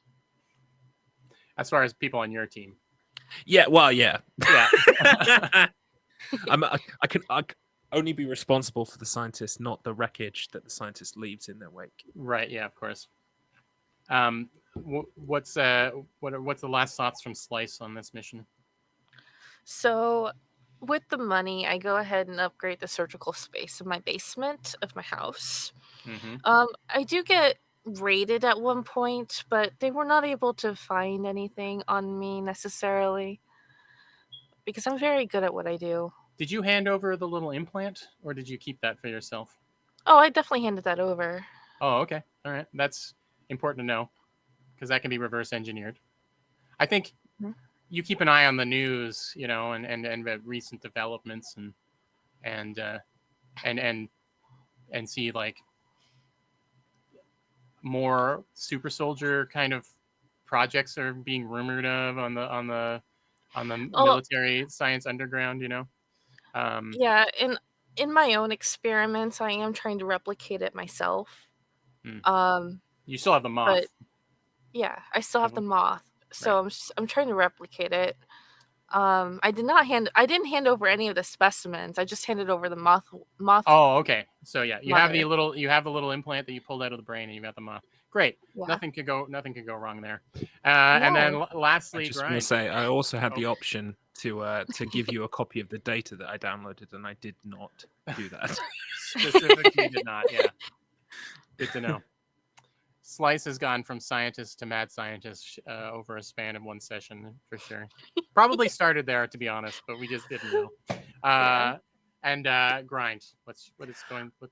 I think I would want to talk to Maestro and been like, can I get a copy of that data? Because this seems really, really bad.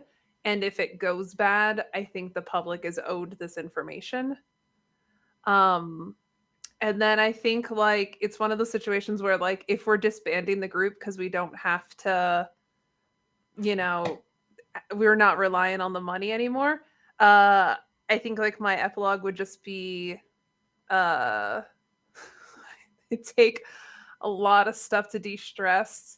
I take some of that money and I go into stress management. I'm not sure. It's like I take some like stress management classes Right. to learn to be better at it. But I think like if it was a movie and it was the scene, I think it's like I'm taking Big Bertha and any of you who want to come with me, and I'm just gonna like go back out there and like watch the demolition of the ship, just to like watch it blow up and know like, you know, that's over, it's gone, it's demolished, like no one else is getting that stuff, and like it's done. Except for your boss and the person that they sold it to and everything. Yeah, but I think that's a fitting. I think that's a fitting end. If it helps you sleep at night, I think that's a fitting end to our session. So there you go. You have solved the mystery of the Moth Mother and potentially released her again into a different part of space.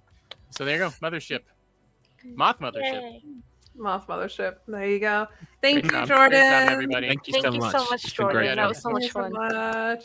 Yeah, and if any of you watching want to know a little bit more about what Jordan does, you can check out Hit Point Press or follow him on Twitter or Blue Sky at Made of Cartoons. Anything you want to say, Jordan? No, you took the words out of my mouth. Just thanks for playing and thanks for having me. Yay! Yay. Any of y'all want to say goodbyes before our voice of God? Are you still there? Do we need to?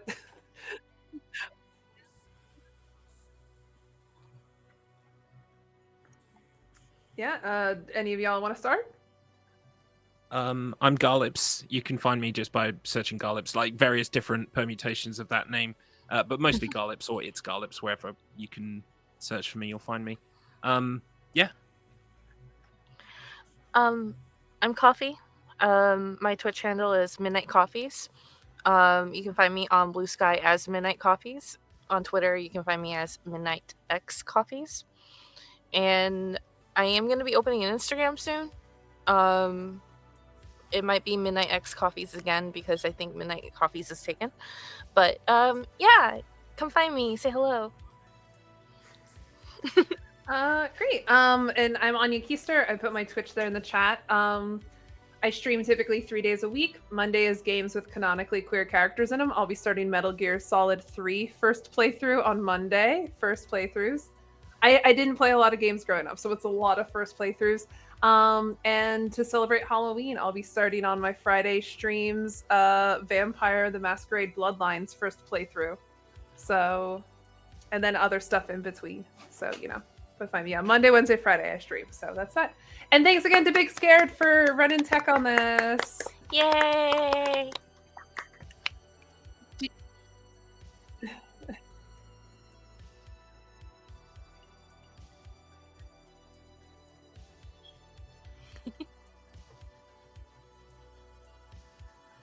Bye.